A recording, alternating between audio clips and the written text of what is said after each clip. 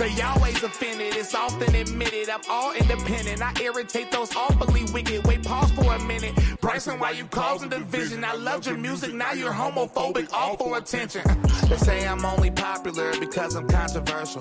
Or is it that your favorite rappers all with pop commercial? Y'all got Spotify to ban my songs, I guess my topics hurt you. And do y'all miss real hip-hop because this the time reversal? The baby can promote violence and drugs all on his CD, but he'll get canceled if he ever offends LGBT. I know everybody hates me, but I also know they need me. But they cancel me because I don't succumb my freedoms freely. And hip-hop wasn't always like this, bruh, believe me. Now rappers wearing dresses and calling each other sweetie. Well, somebody gotta say it, huh? Why can't it be me? Can I say screw Dr. Fauci? Can I say screw the CDC? Hey, uh-oh, Bryson, tone it down. You know we need your voice.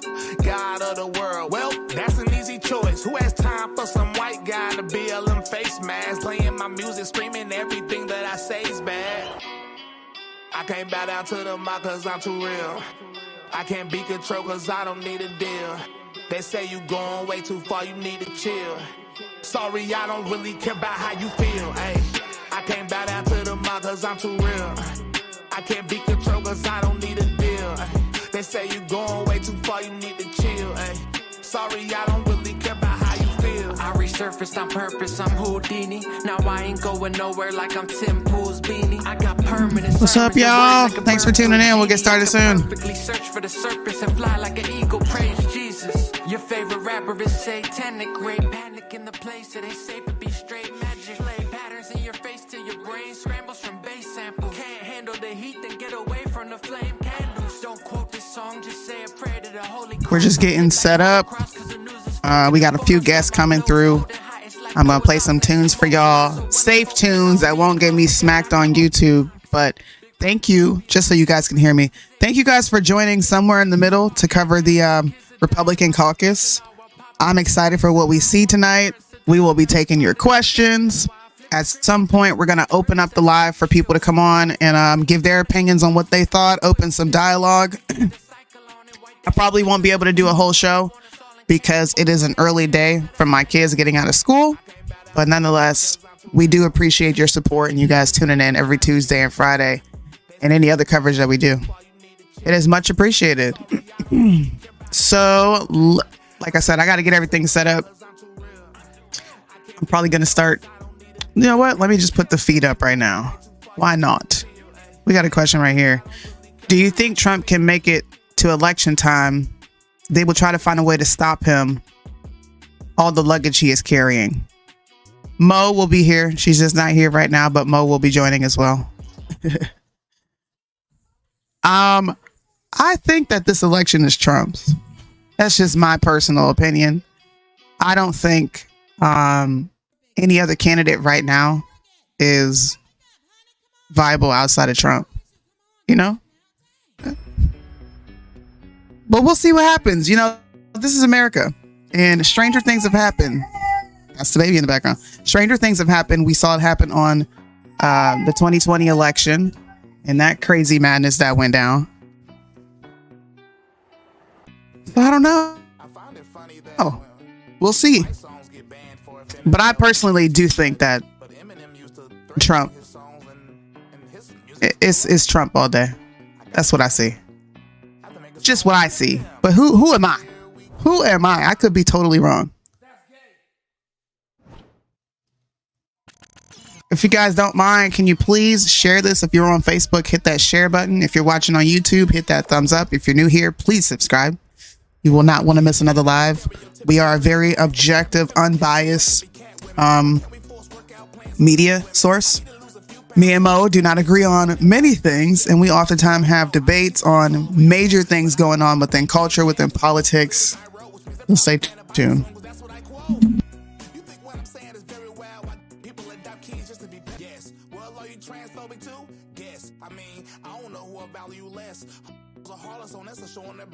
Being the president isn't a job for women. Calm down. Put on the dress, back to the kitchen. We used to shame the generous, but now it's different. We turn from God, now on TV, two men kissing.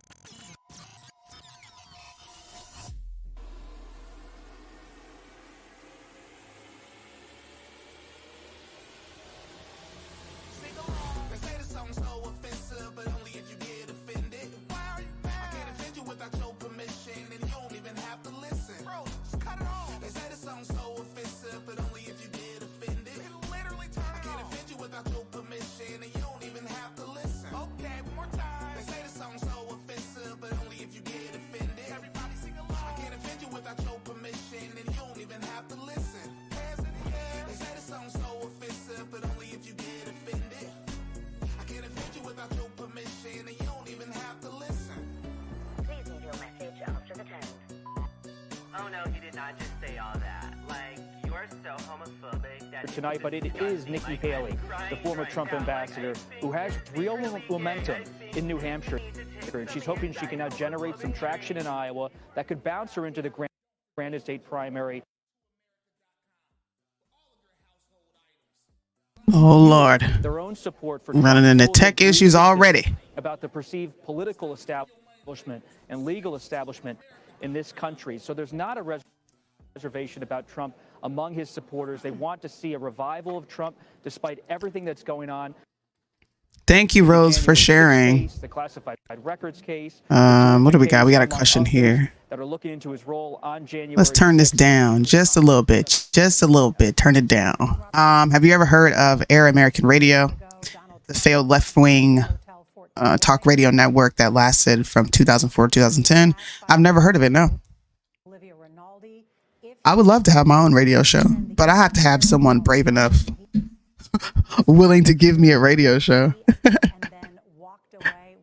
I'm like a risk to most people. They're like, I don't know what you're going to get up here and say. In between these campaign stops by Donald Trump, how does that affect this race? I don't like that this is stopping and going. We got to figure this out. Doing an excellent job staking out these campaigns, and you really get a sense about how the legal issues hover over Trump. Even as he's pouring victory here in Iowa tonight, being asked by Olivia about that E. Jean Carroll defamation case. Let's refresh, y'all. How about that? What up, Michelle? What's up, everybody watching? Thank you so much for tuning in, bro. We appreciate it. We appreciate it. We appreciate you.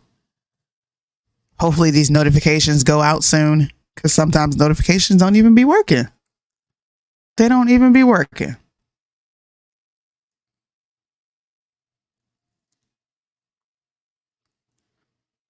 We might not be using Sling TV tonight, y'all. We'll see. All right, let's get this going on not YouTube, but Instagram as well. I'm trying to be streaming all over the place. What's up, Uncle Sid in the building? Thank you for tuning in. Oh, wait, Instagram Live.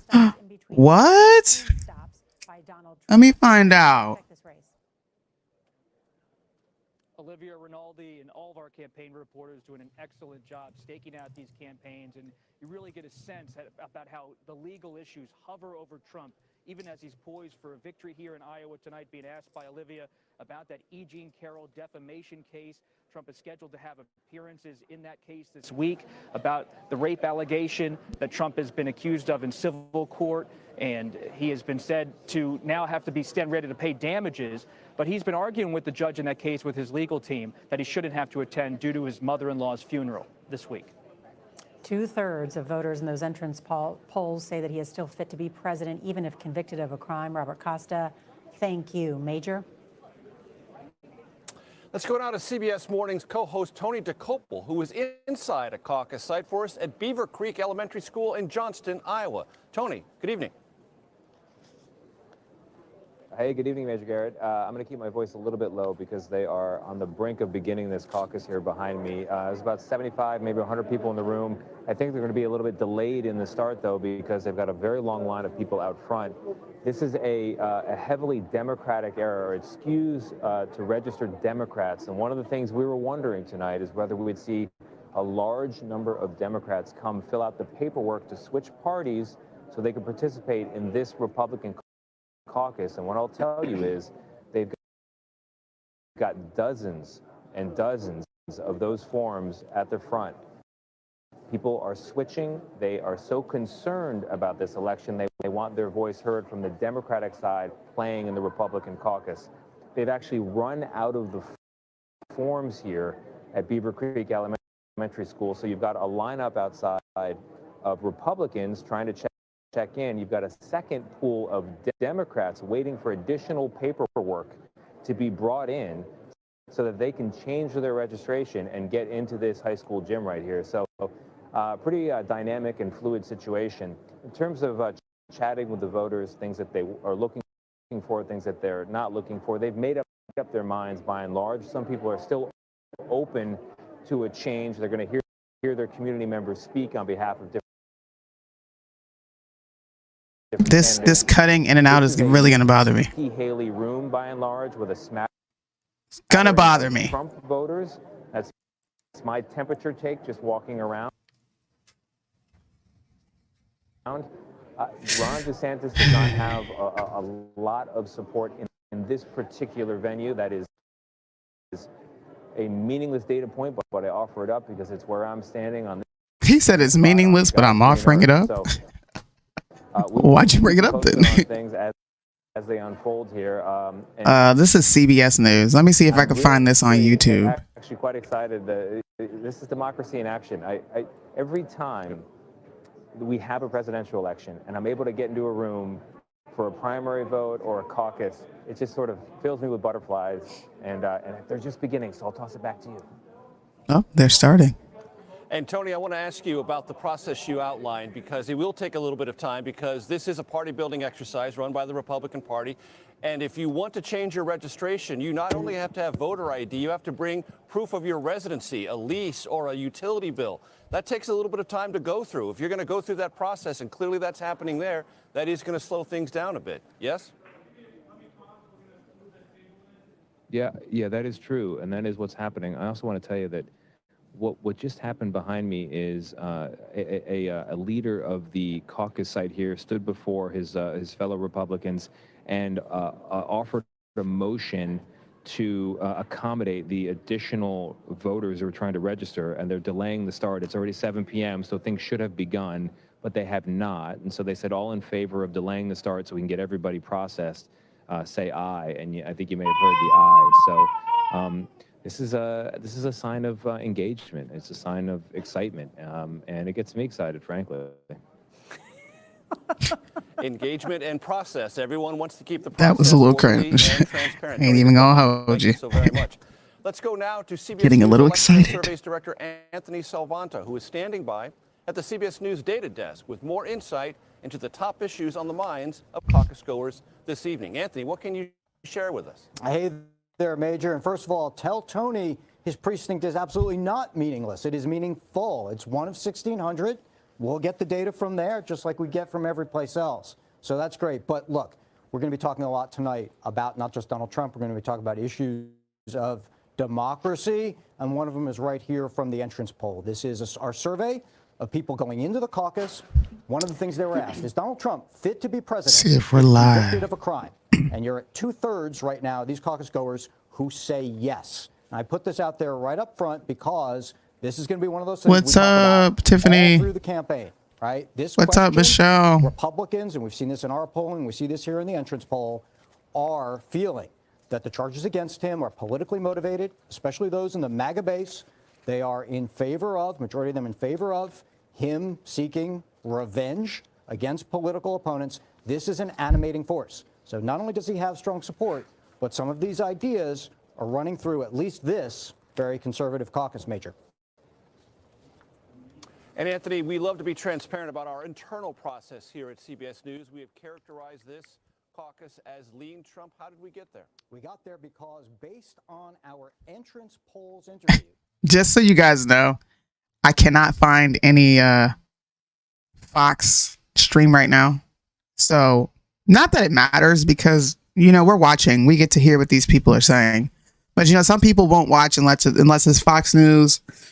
They feel some type of way if you're covering it and it's CBS or MSNBC, guys. All media sources lie. I'm just here to say that to you. All media sources lie. They all have an agenda to push. And they all have their favorites when it comes to candidates. So don't be turned off by the fact that you see CBS. We all get to watch this, and you're watching it with people who have held objective, consistent views throughout the last, 5-6 years during politics. So don't be turned off. Don't leave. Stay right here. Hearing, what are you watching for? What's up to the people who just joined on Instagram, by the way? If you are watching this on Instagram, do me a favor and please hit that share button. Send it to at least 5 of your friends. If all of you can do that, we can get a bunch of people here.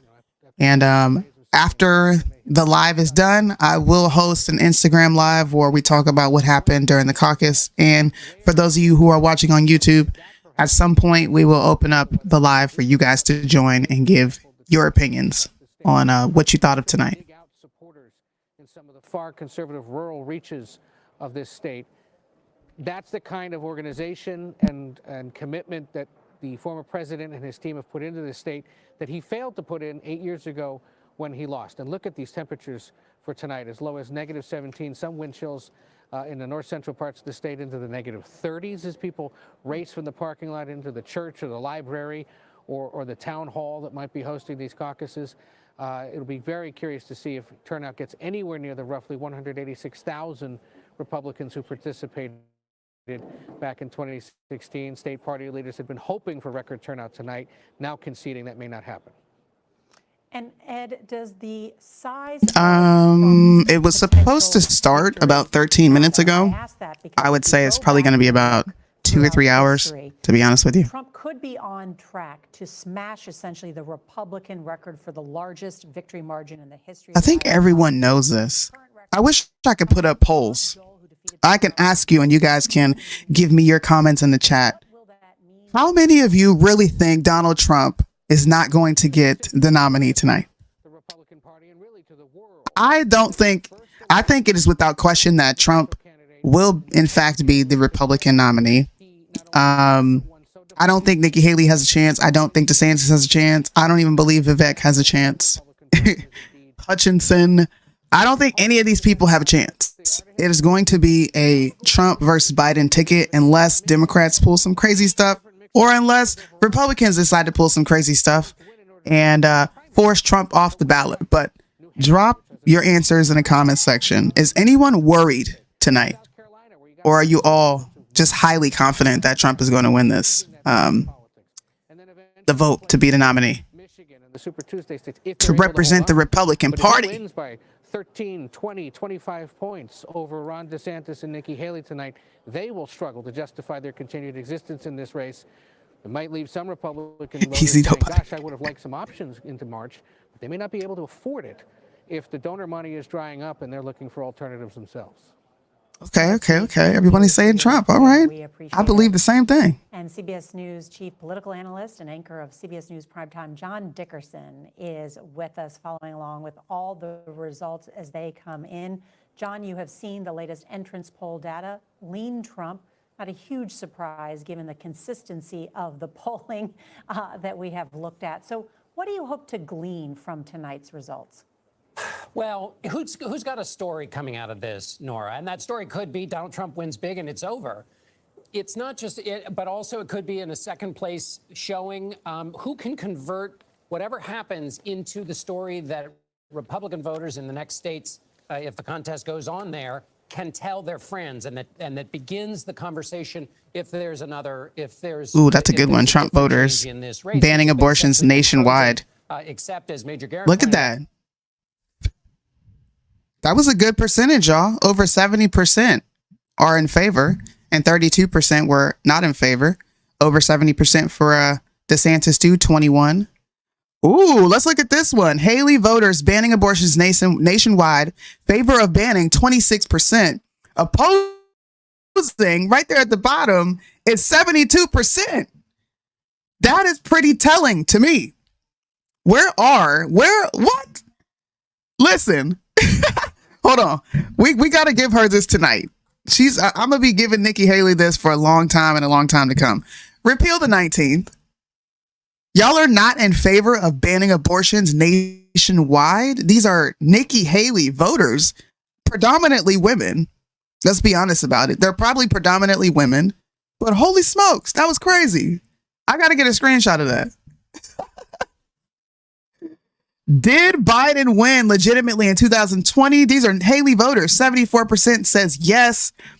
23% says no. Wow. Wow. Interesting.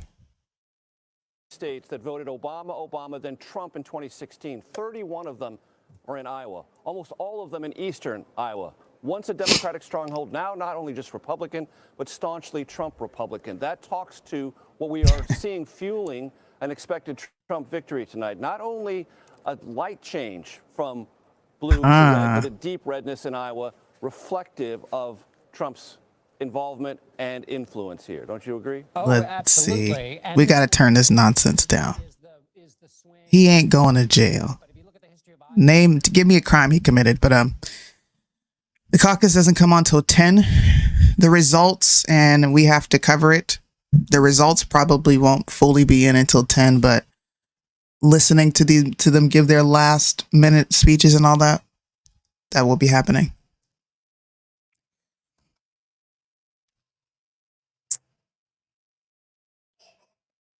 Shout out to Madison Downs for sharing my live. I appreciate that. Bum, bum, bum, bum, bum. All right, hold on.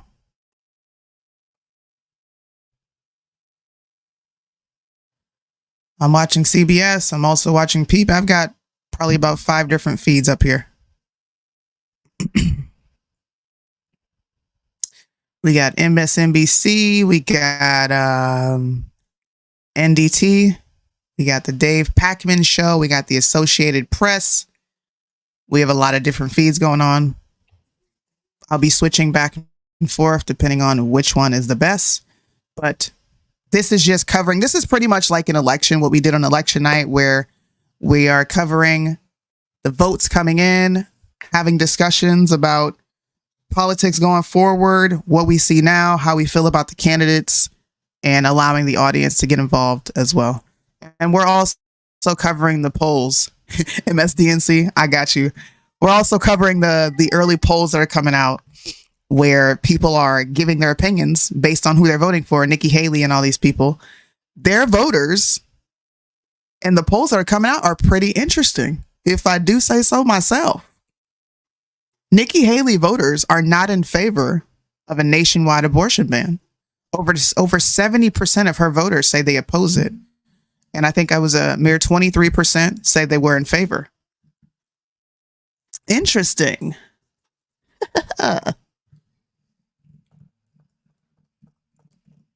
Ron DeSantis, vice president. Ugh.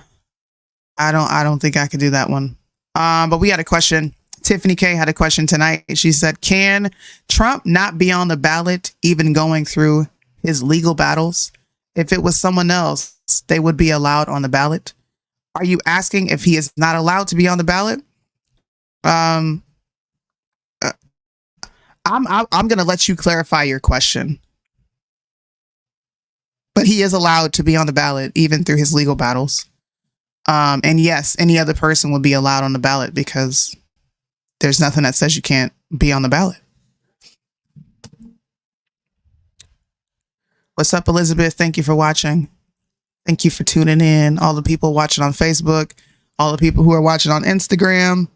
Where else y'all watching from? YouTube. I think we're going to get Rumble up here soon. Thank you all for tuning in. All right, let's switch feeds real quick. See what this is talking about. 2024 election is very important to me because it's going to change the impact of our country.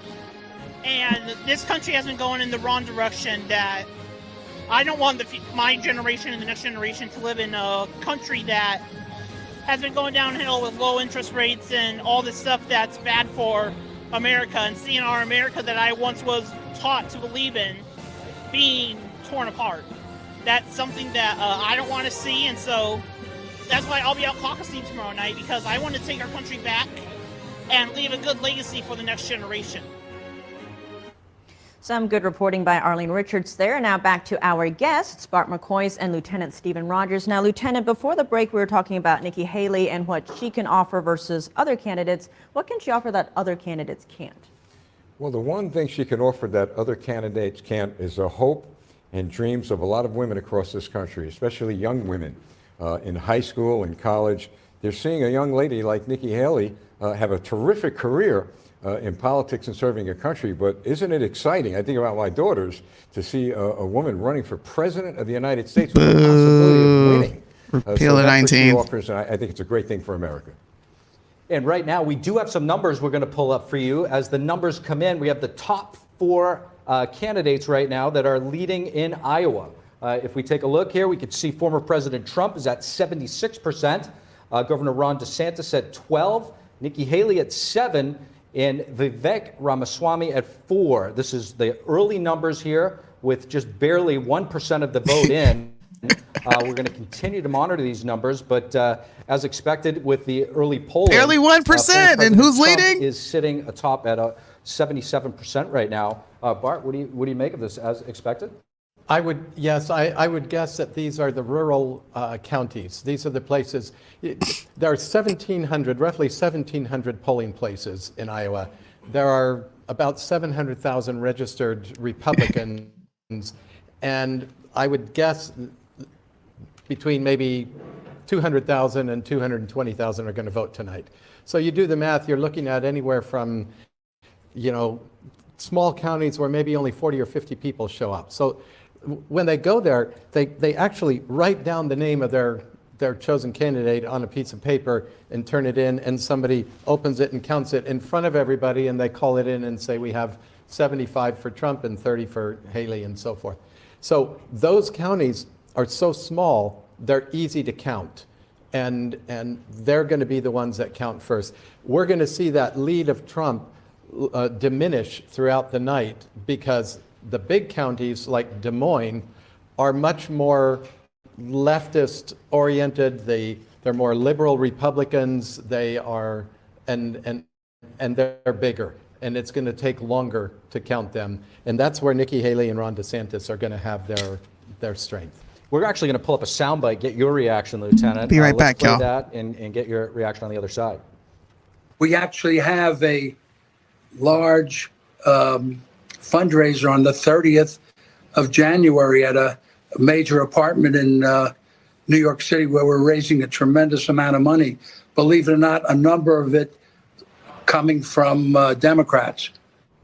Lieutenant, that was a soundbite earlier from Fox News where you had essentially somebody saying that a lot of the money pouring into the Haley campaign is coming from Democrats. Does this ultimately help or hurt her moving forward? Well, it's a good question. It depends on who is going to benefit from that. The Democrats, in their view, they want her to get the nomination, perhaps believing they could defeat her. That could backfire very, very badly. It's nothing new in politics. It's happened year in and year out, cycle after cycle. And at the end of the day, whoever's supposed to win, they'll win. But this may backfire on them very badly. Yes, indeed. And we will be back in just a moment. Yes, when we return from this very short break, NTD's Iris Tao with an on-the-ground update. See you soon.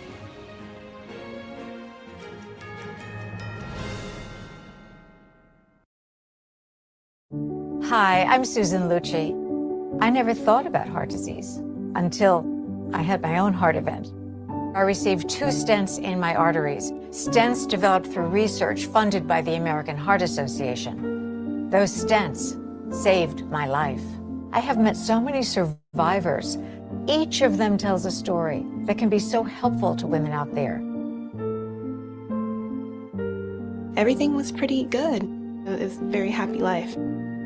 I was given the diagnosis that I had peripartum cardiomyopathy, which is basically a pregnancy-induced heart failure. They told me my only chance was a heart transplant. And the American Heart Association helped make that possible. Their research helped save me. I think everyone should support the American Heart Association. Call now or go to helpheart.org. For only $19 a month, just 63 cents a day, you can help fund the next medical breakthrough. Get the next person trained in CPR, the next hospital certified in high-quality cardiovascular care. You can be part of that very important work that the American Heart Association is doing to save lives everywhere. Give $19 a month with your credit card, and we'll send you this special t-shirt that you can wear to show that you are helping save lives. I'm grateful for just every day that I get with my children. I am very thankful for the American Heart Association.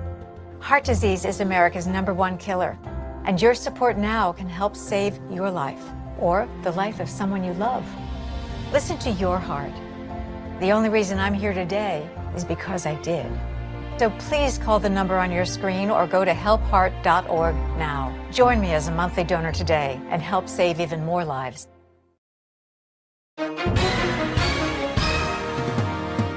Hi, everyone watching at home.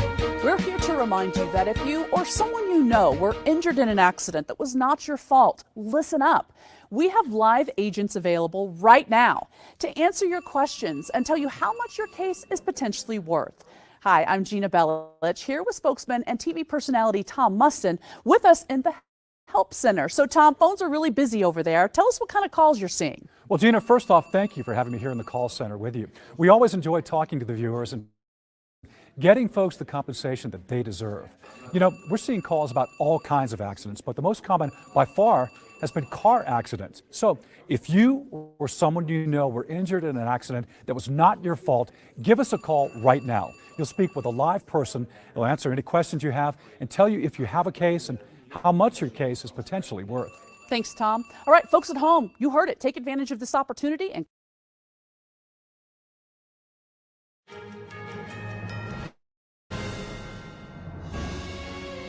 And welcome back to our special live coverage. I'm Steve Lance. And I'm Tiffany Meyer. Now, before we go to our reporter in Iowa, I've got two new guests to introduce. President of American Principles Project and former congressional campaign manager Terry Schilling.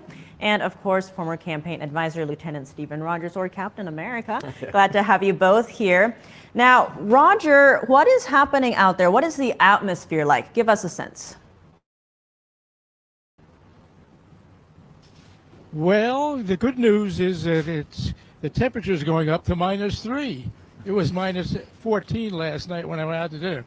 So, you know, break out your bathing suits. But nothing much is happening here at Vivek Ramaswamy's party headquarters yet. It's at the Sector Hotel. It's a trendy joint, as befits the candidate, where there has been a big dust-up in the last couple of days between Trump and Ramaswamy, who were until then best buddies. All of a sudden, you know, the 45th president had some nasty things to say about Vivek. We will see what materializes about that night as the night goes on, and hopefully I might get a statement from Vivek about it. We'll see what's going.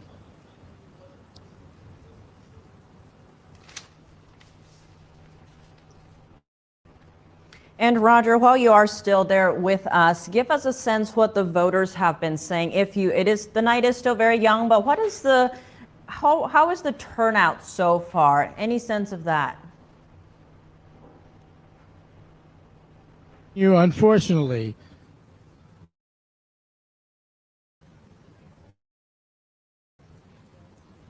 Roger, just in case you didn't hear me that time, I know the night is still very young, but give us a sense of the turnout, the voter turnout for Vivek. Well, we don't know, do we?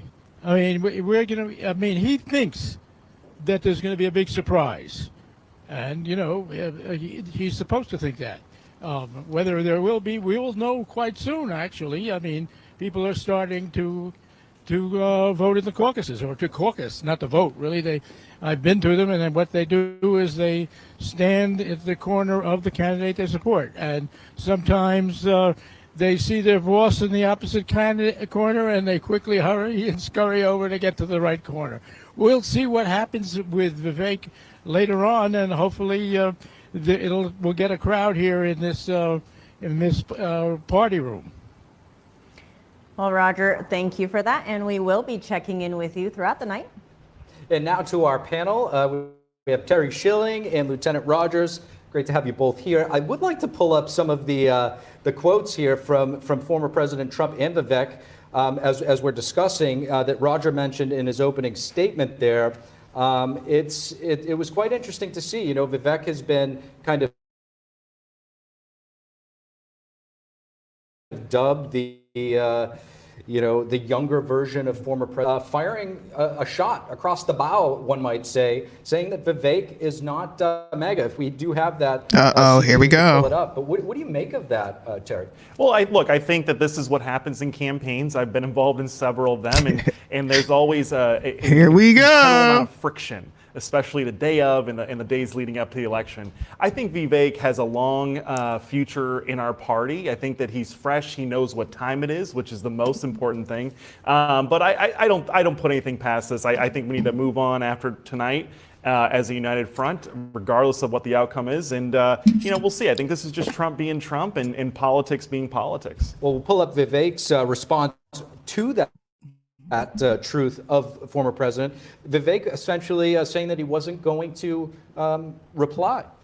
To his credit, going back to Reagan's 11th commandment, thou shalt not speak evil of any other Republican. I don't think he's connecting with the American people. I also believe that Donald Trump, President Trump, wants everybody talking about Donald Trump, no one else. But for him to, for Vivi to, I call him Vivi because I can't pronounce his last name. This is what I mean, bro. Pretty strategic in this, not getting involved in attacking Trump. And to his credit, you know what? It kind of benefits him. Like I said earlier, people are tired. They don't want any more of that stuff. Well, Terry, Vivek Ramaswamy has been polling in the single digits in Iowa and nationally, but he is very articulate. He's very popular among the anti-establishment conservatives. He's also quite popular among young people. Where do you see his future looking like? Maybe not just in this race, but beyond. Well, look, he's 38 years old, right? So the world is literally his oyster. He's bright. He's very smart. He's been able to figure out the political moment that America is in right now, and young people are flocking to him. Now, the tricky thing for anyone that's running against Trump is the Republican base still likes him, right? And the polling shows that. He's had a 35-point lead according to Real Clear Politics average.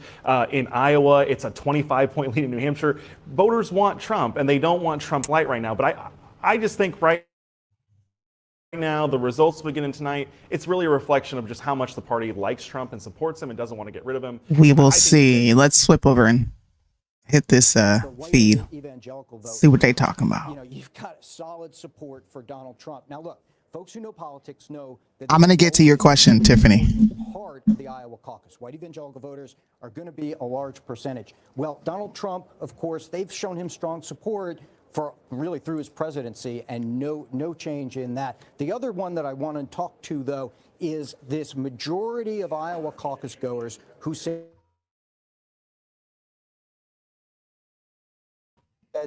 that if Donald Trump were to be convicted of a crime, as themes of democracy are going to be talked about all through this campaign. That's one where you say, okay, well, those Republican-based voters, they feel that those indictments are politically motivated. They feel, in fact, that that's motivating. We don't feel, we know. They are politically motivated. There's nothing that they have against Trump. I don't know why I just paused, but there's nothing that they have against Trump that's going to stick. To answer your question, wouldn't want your daughter to be in charge of a business, a country? My daughter being in charge of a business versus a country is completely different. Would I support her being in charge of a business? Of course, it's her business. Would I support her being in charge of an entire country? Absolutely not. No, I would not. You want to know why? Because I'm a woman myself, and I understand my limitations and my inability to make very hard decisions without factoring in feelings a lot of the times. And when you're running a country, feelings should be the last thing you're thinking about. The very last thing you're thinking about. So hopefully that answers your question. Listen, I'm clearly a woman who has a brain. I'm clearly a woman who can formulate an opinion. I'm articulate. There are hundreds of people that listen to me, if not thousands. I understand that. And I'm glad that those people listen to me. But they also get a very honest take from me when I'm being emotional. And there are times when I get on here and I'm not being too logical with my opinions and I'm being emotional. That's it. That's it. I know that's hard for a lot of women to take in, but it just is what it is. I don't want any Democrat in office. So So hopefully they'll get a Republican. I'm going to have more people on here discussing these things. It won't just be me talking. Mo, there's Mo right there. Mo's coming in 5. We got Liddell coming. Possibly we got Deontay coming. Hopefully we'll have a full panel and a full discussion of what we view for the country, our opinions on what's going on with this primary election. But me personally, Trump's got it in the bag. That's it. Trump's got it in the bag.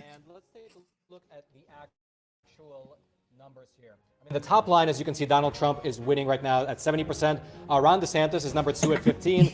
Nikki Haley at number 3 at 7.8, and Vivek at 6.3. Again, this is about 1% of the vote, not even coming in. So don't, a lot can change between here and there when the end is reached. So let's take a look at some of the Trump counties, won. Stop it. Some numbers reported. Here we have Leon County, Donald Trump number 1, Ron DeSantis number 2. Let's see. Actually, you know what? Let me pull the results up myself. Why don't we do this ourselves over here?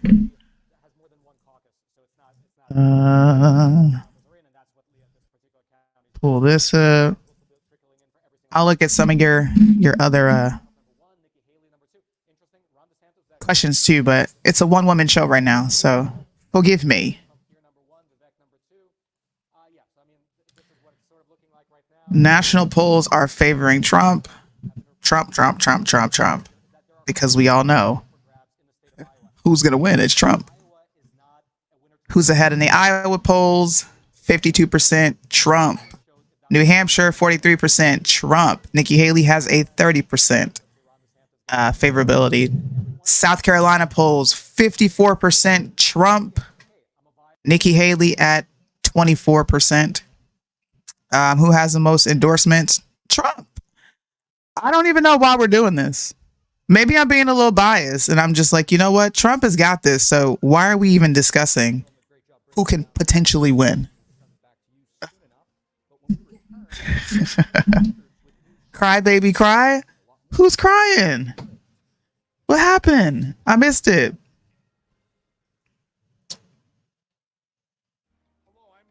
Oh, Lord, my pillow. Can't I? Oh, Lord. What's his name? Mike, what's his name, y'all?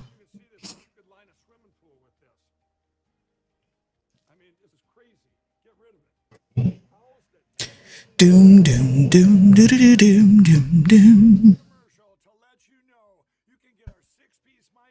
I like using the Guardian, honestly.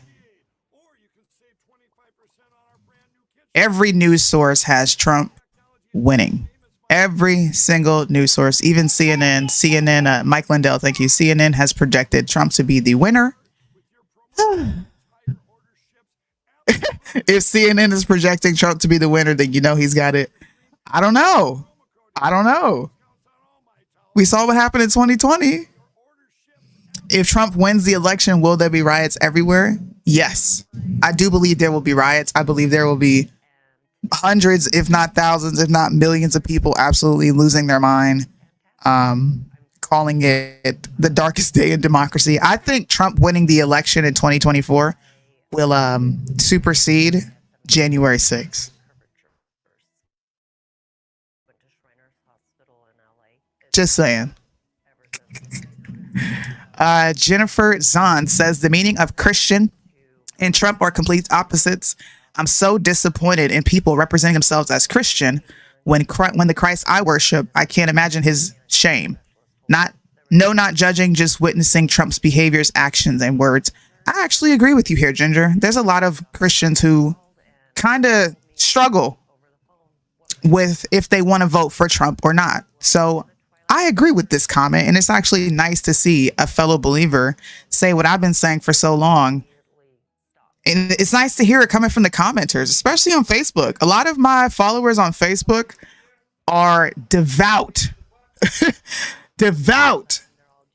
Trump supporters, bro. And you cannot say anything about Trump without them thinking that you're somehow a paid operative or you're paid to create dissent and chaos. Like you're not allowed to have your own opinion on these things, which is a little nutty to me. Let me not say a little. That's pretty crazy to me. that people are that gung-ho over Trump and you having a different opinion than they do. I want to look at some of these polls so we can talk about these polls.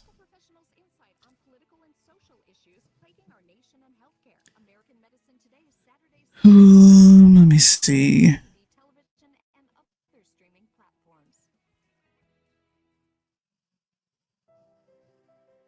We are going to have caucuses for the rest of February and March, by the way. So I'm sure we'll be doing a lot more of these.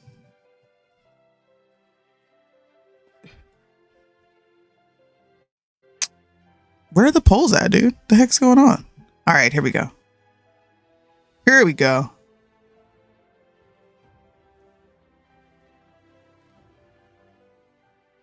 Maybe I should go to Real Clear Politics.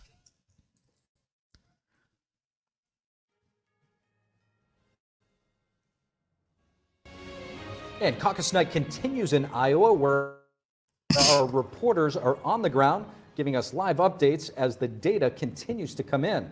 I'm Steve Lance. And I'm Tiffany Meyer. And we've got Arlene Richards connecting with us on the ground in Iowa. What is the latest out there, Arlene?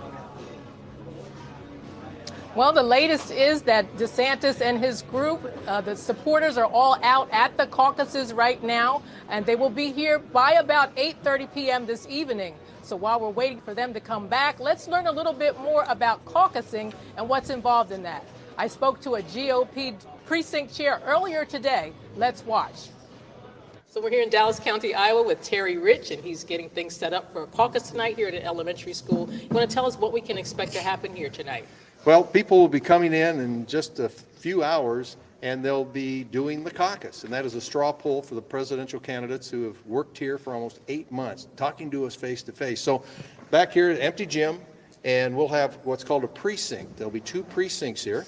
We'll bring them together. They will register, show a voter ID.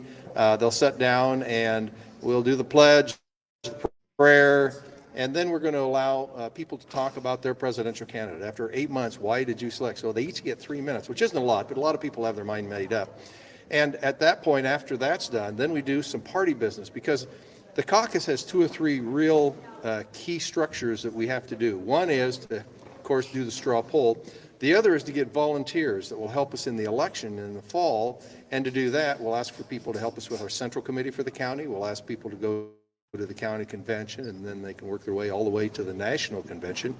And we'll ask them to write down what platforms they like with the Republican Party and what they don't like, so that we can take that to the convention, to the platform committees, combine it, and that kind of forms the basis of what we hope the candidates will think. Once that's all done, then we've given everybody a ballot.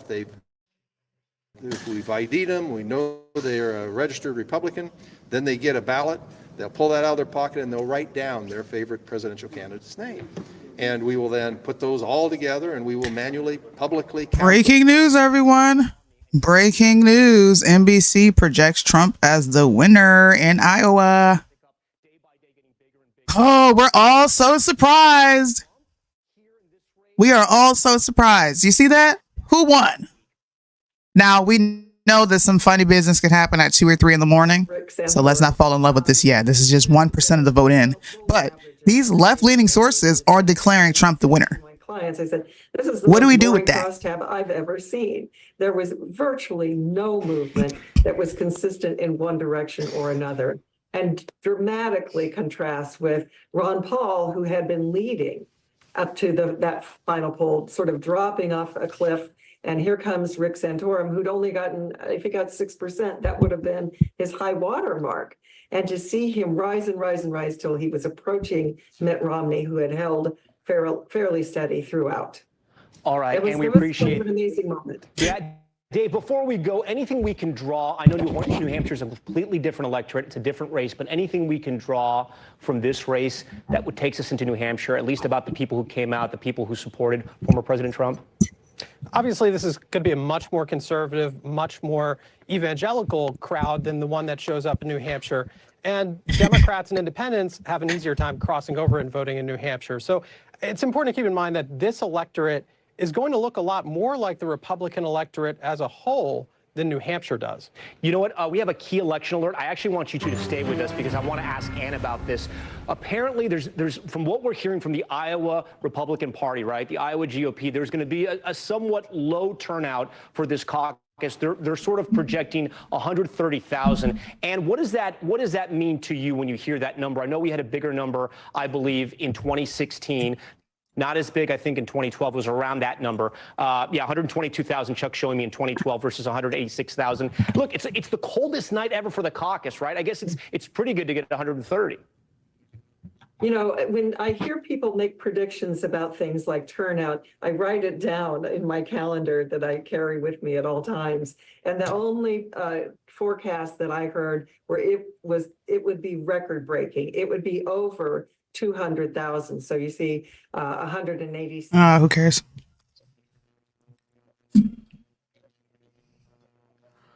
Nikki Haley's got 19%, DeSantis 16%.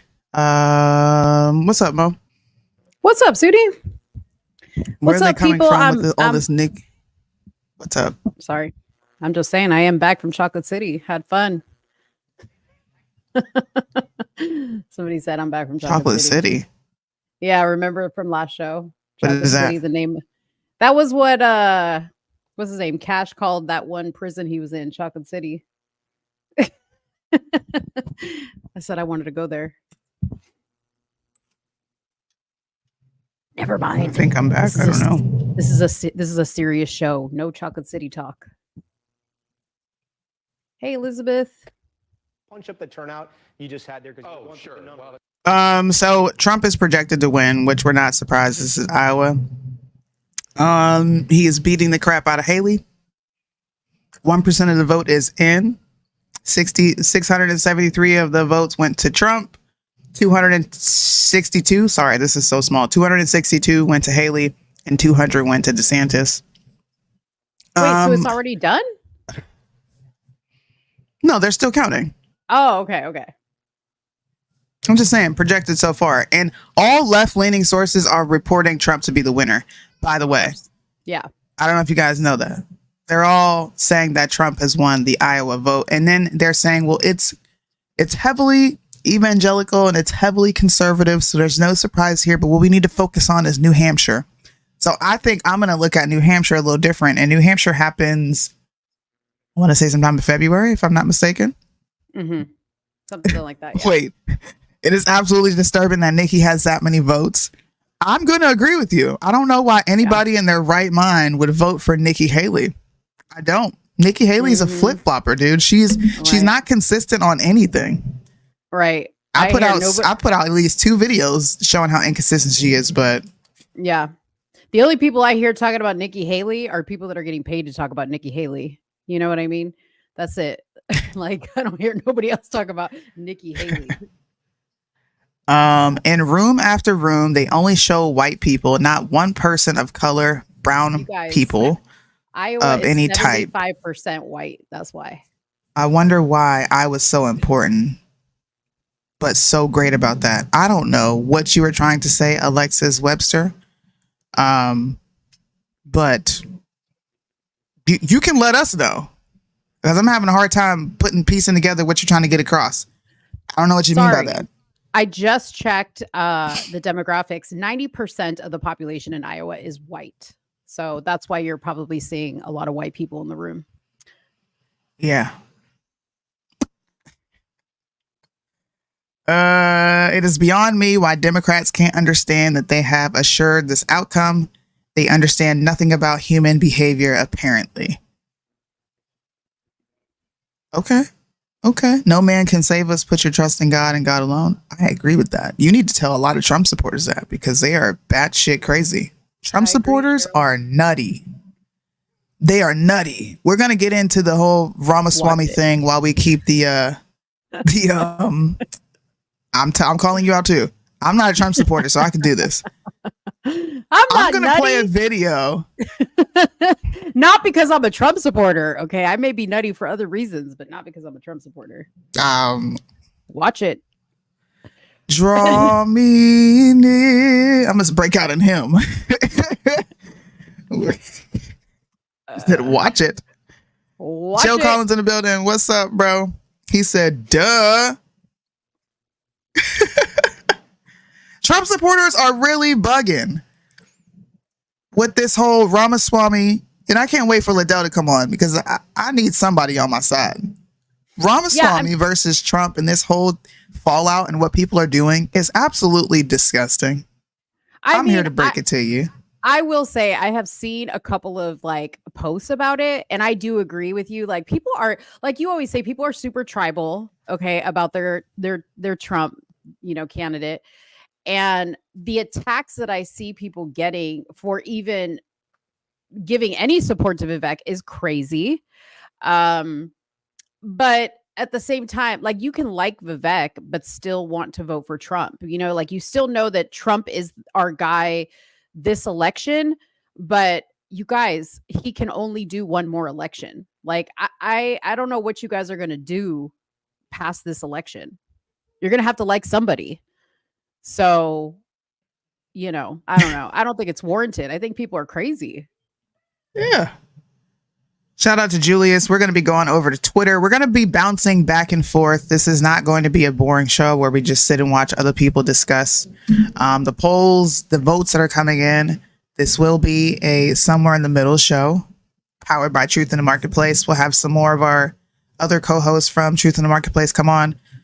But I thought this was a really cool post that Julius put up where, of course, you have Joy Reid. I think any black person who dyes their hair blonde is going through some sort of spiritual crisis. Like something is wrong with you. That's not your natural hair. You know what? What is it? Is this a coverage of the Iowa caucus or a personal attack on Mo? What the heck? You're not black. What the heck? Okay. You got to be black with black. Okay, you got to be black. Why are you trying to make yourself black? I thought you said anybody who goes blonde. I'm like, damn. No, I said any black person who does this is going through you're going through something. So shout out to Julius. Follow Today with Julius on all social media platforms. He said a black woman with blonde hair is triggered by white Iowan Christians. I love this caption. And I'm going to play this video because this woman is absolute bonkers. But, I feel like the important sort of data point, and Steve talks about it a lot. He's going to probably talk about it a little more tonight, is that these are white Christians. That this is a state that is overrepresented by white Christians that are going to participate in these caucuses, yes. Especially tonight. Earlier today, reached out to Robbie Jones from the Public Religion Research Institute, knowing that we were going to talk about Iowa. And this is a hyper evangelical white state. And he said the following to me: Iowa is about 61% white Christian. The country as a whole is approximately 41% white Christian. And in Iowa, we're talking about evangelical white Christians. And he said the following. Because I asked him, what do they get out of supporting Donald Trump? Because he keeps losing, he keeps delivering losses and losses and losses. And he said the following: they see themselves as the rightful inheritors of this country, and Trump has promised to give it back to them. Do you see the narrative building and the conjecture that this lady and whoever she reached out to give her insight on why these voters are voting the way they are? You have just indicted every white Christian that is voting right now in the Iowa caucus, saying that they want their country back and they want to take it back from black people. Are you kidding me? This is what I told you. Black people with blonde hair, they're going through something mentally and spiritually. What? You were going to say something? My bad. No, I'm sorry. I was choking. Okay. That we think about electability, about, what are people gaming out, or none of that matters when you believe that God has given you this country, that it is yours, and that everyone who is not a white conservative Christian is a fraudulent American. Oh is a my less, God. A less real American. And you don't care about electability. You care about what God has given. Who can anybody? I don't know. I wish we had some white folks from Iowa here to come on and fact check Joy Reid live. Why is it okay to do this to white people? I know I get on white people for being victims and taking on the black plight because I believe that's what they've done. But why is this sort of commentary uneducated, ignorant, dangerous commentary allowed on our airwaves. Yeah, I agree. What Iowa voter has said they want their country back? I don't think I've seen one.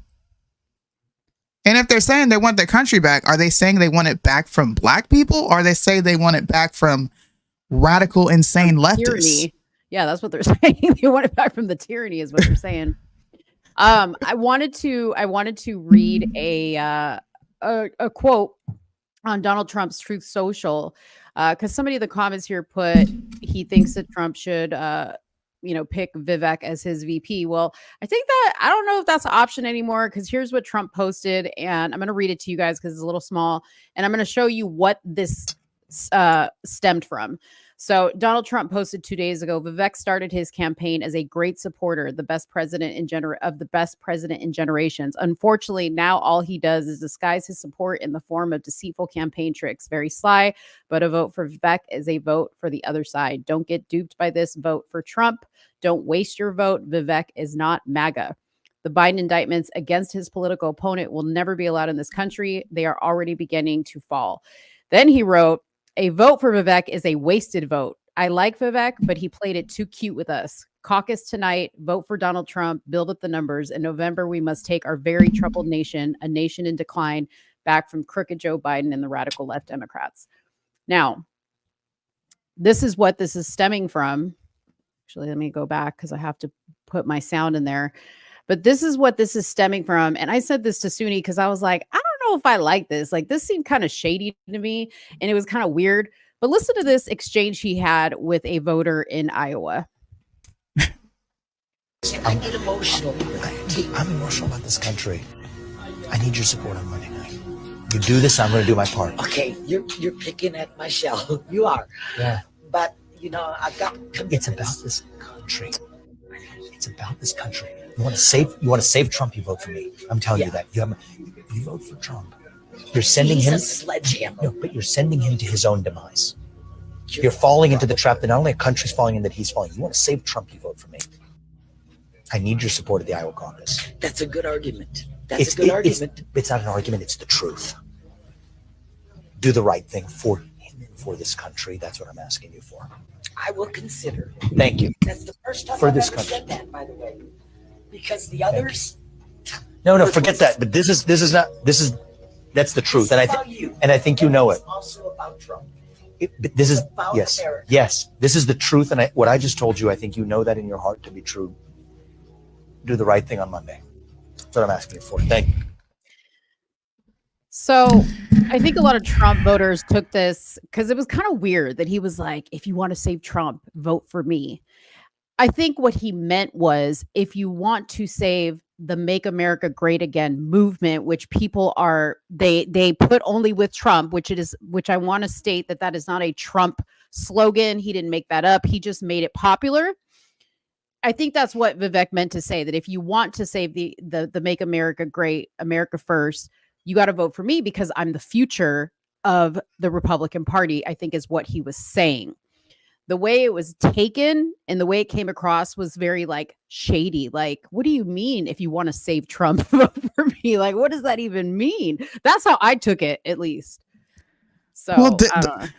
This just respectfully, I'm not lumping you in, but this just shows how ignorant people truly are, because he put out a statement saying exactly what he meant, and nobody watched that. People decided to watch this and be like, I don't like it.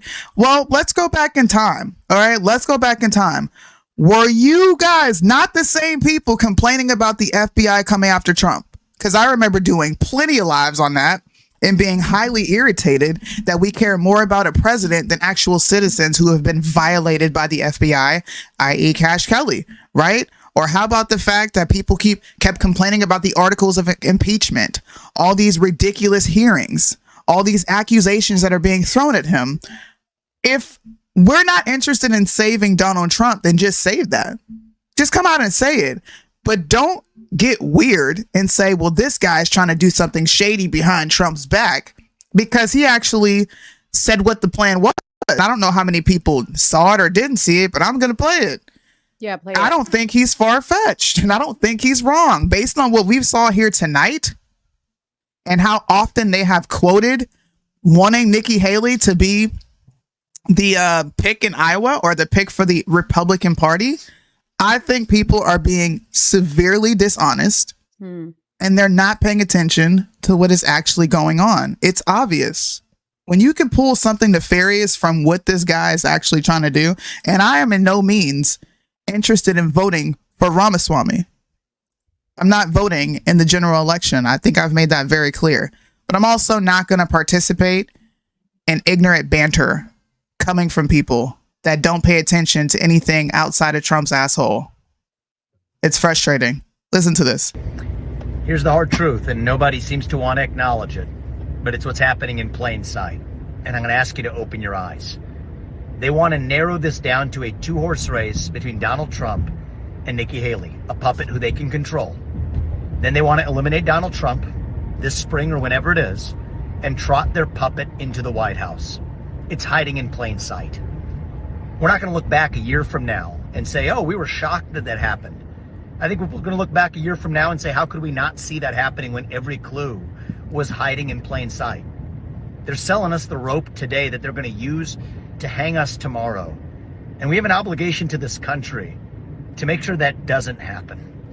I'm in this race because we have a duty to this country and the America First movement to make sure this lives on no matter what. It didn't start in 2016. It started in 1776. And the system has made clear they're going to now stop at nothing, and I mean nothing, to keep Donald J. Trump out of office.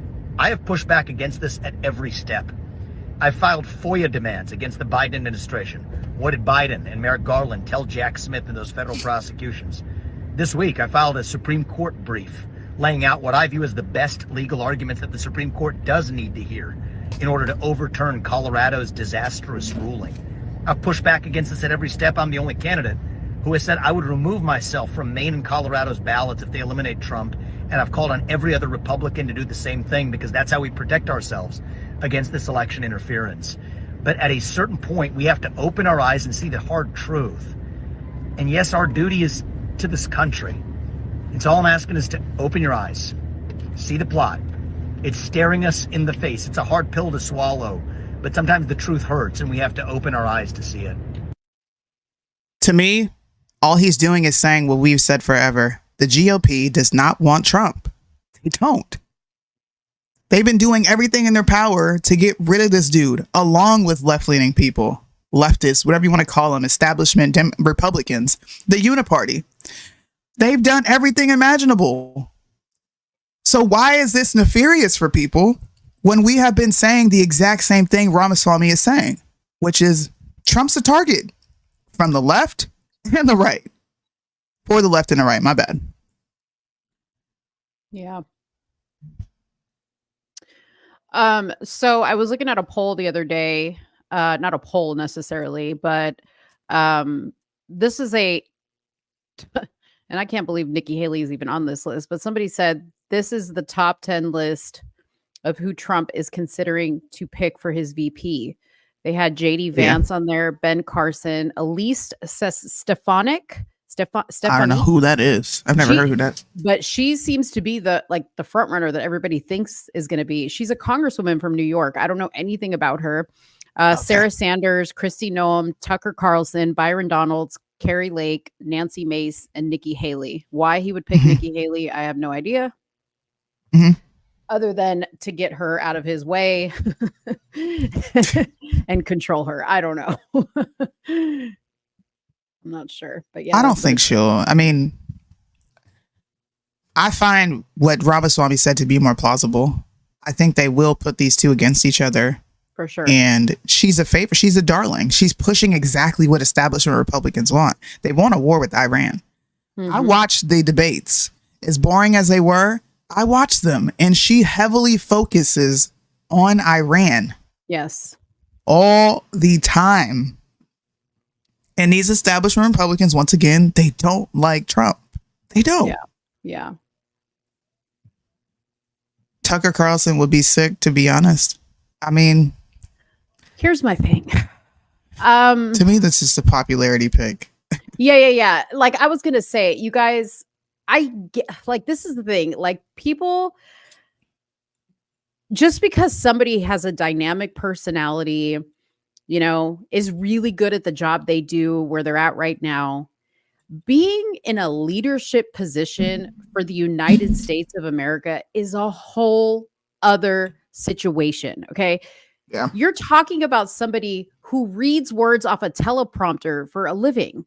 Okay. Now, so does Trump, right? But, you know, like, have you really seen Tucker Carlson outside of his show? Right? Like, do something that would maybe separate him from anybody else that could do the same thing. I mean, I like the guy, but that doesn't mean he's going to be a great VP. You know what I mean? And then what if something happened to the president? Then Tucker Carlson's running the country. Come on. Like, just say that. What to would the yourself. country look like if he was running it? Right. I'd be scared. Exactly. There's still media puppets at the end of the day. I was talking about this earlier before you came on. So I was like, look, before y'all get all bent out of shape, I am going to be cycling through left-leaning media, independent media, and whenever Fox News decides to come on, I'm going to go there. But they all lie. So you being picky about which media sources you watch, you're losing. Because either way, you're getting one line of thought from either one of these media outlets. Yeah. It's not going to be an objective take. I Just mean, like this right here, TND, they're heavily supporting Nikki Haley. I'll turn up the volume in a minute so you can hear how bad they want her. Yeah. And look at the numbers that you just saw. Nikki Haley is beating Vivek. That's pretty much proving what he said. Mm-hmm. Like that, if that doesn't tell you what you need to know, I'm just saying, Mm-hmm. yeah, we got to be real about this. Oh gosh. How do you know this? Christine Potter. Vivek is Trudeau. He's a Democrat implant. Trump never acknowledged him ever. He is Biden administration's implant. F you, Vivek. Damn. Skanky ass. Pelosi crotch sniffing dog. We set out traps for predators. Please come take a sniff. Damn. What information? What is your source? Every journalist has a source. What is yours? Wow. I put that up there, not even reading her comment. Damn, Christine came in hot. Christine came to fight. She said, "Skanky Come on. ass." You don't like Vivek because Trump told you not to like him. And Trump even said in his post that he liked Vivek. He said, "I liked Vivek," before he went in on him and what he said. But just understand, Trump does this to everybody. Okay. Trump says he likes, what's his name from California? Newsom. Newsom. He's a good guy. Okay. So stop. Actually listen to what he says. Said the same thing about DeSantis, and y'all love DeSantis. DeSantis right. was America's governor before Trump started taking shots at him. Y'all got mad at me for being against DeSantis. I remember that when y'all was saying Daddy DeSantis. Oh, people were saying Daddy DeSantis? They were saying Daddy DeSantis. Sure were. Wow. And I had something to say about it, and they were all bent out of shape. You're just like she's saying, you're a Democrat plant. What? Oh gosh. No, but Democrats wouldn't have me if I wanted them. They say that to me too, though. The minute I say something against Trump, I'm a Democrat plant. I love it.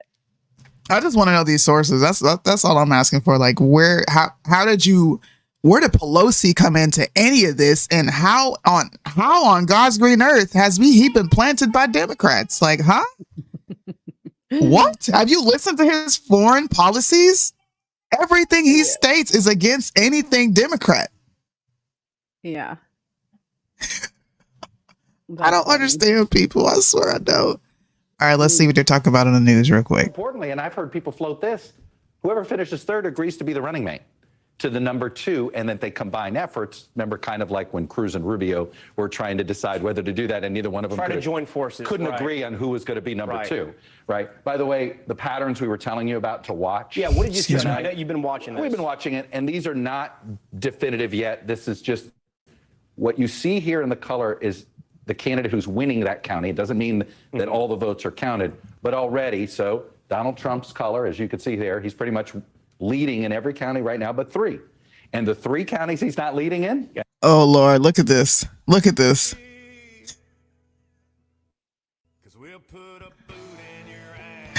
They haven't spoken yet, right? I didn't miss that, did I? This song. No. Oh, we got to turn this off. I'm not trying to get no copyright strikes, but like, bro, where's Fox News? I need to see Fox News real quick. I really want to hear what they're saying. They can't be saying anything good. So I'm going to admit, okay, because this is like this is the first time I've been caucused before. I really wasn't, not that I wasn't interested, but I really didn't pay much attention to the caucuses in prior years. So I don't know about anybody else, but I had to read up on the caucuses and why this Iowa caucus is so important. And something interesting here that I read that said the state has not been a reliable barometer of national support. None of the winners of the last 3 Iowa caucuses in 2016, 12, and 8 went to capture the party's nomination. That's largely due to Iowa's evangelical Christian community, which plays an outsized role in the process and tends to back the most socially conservative candidate in the field. Mm-hmm. So that was pretty interesting. There's some interesting facts in this article that I was reading. It's in Reuters. I can't even say Reuters. Reuters. Yeah. Who else didn't know about the Iowa caucus and why it's important? Because I didn't. I'm gonna admit we're caucusing. We're losing our caucus cherry tonight.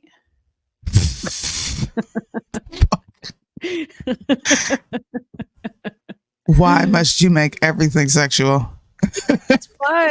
It's fun. Politics is so boring, and we make it fun over here. No, it's not. Politics is fun.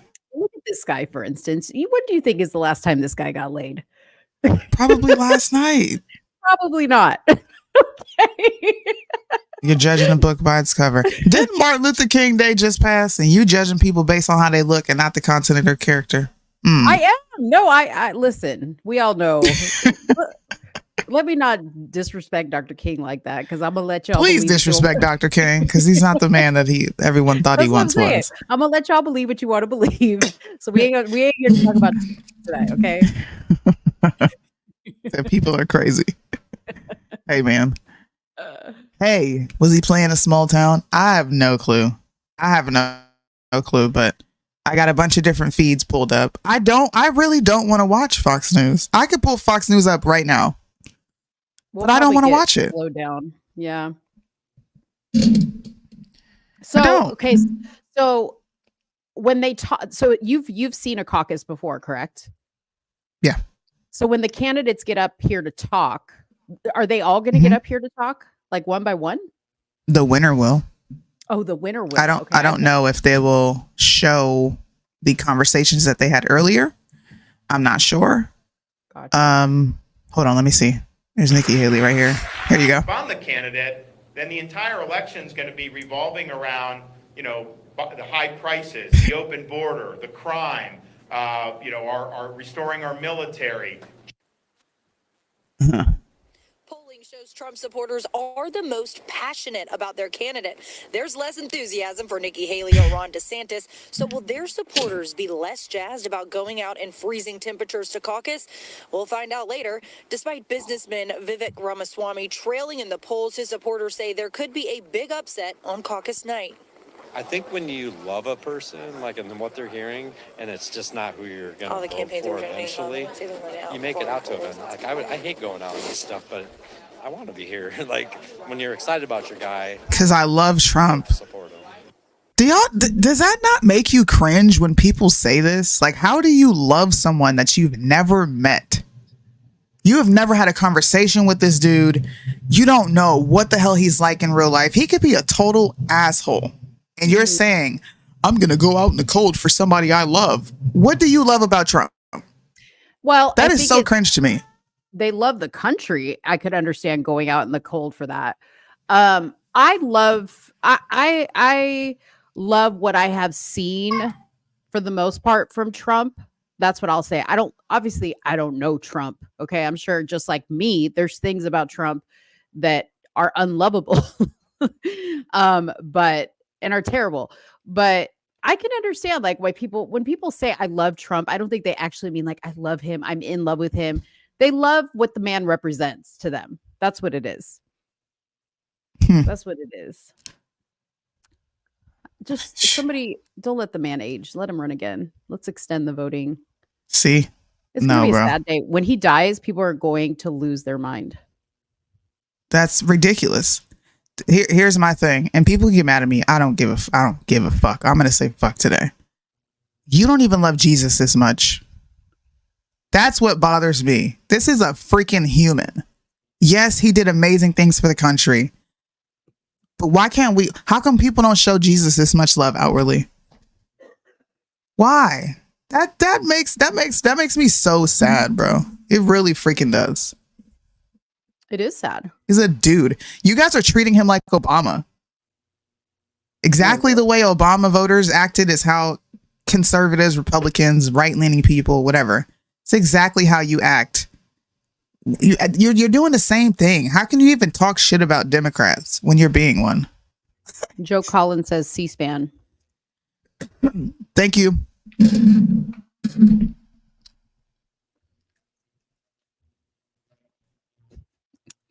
I love Trump's picture. I love it. Stop being cringe, Mo. He'll always Without be your Poppy time Trump. and your talents, caucuses could not be possible. And as Eileen said, it takes probably close to 40 or 50 people, and they're part of the group. So thank you so much. They will give you your instructions now, and it'll be a little loud, so you may have to talk loud. They'll try to converse with you back and forth. They're going to explain what's going to happen first, and then, of course, then the presidential ballot will be cast. I'll explain that just a little bit so everybody understands.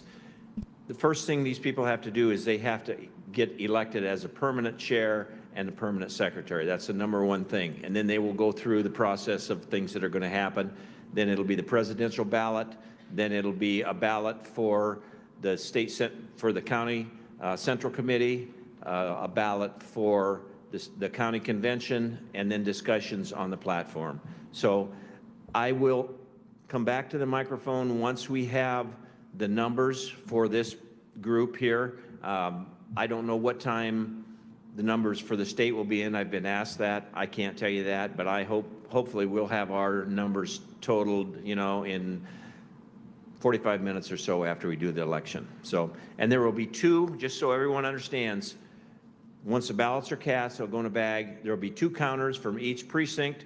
Those 2 counters will go in the room with all the other 6 precincts, so there'll be 7 precincts, and they will be counting them. They will count them twice. There will be observers there, so there should be no questioning about anything. So once again, thank you very much, and I'll talk to you later.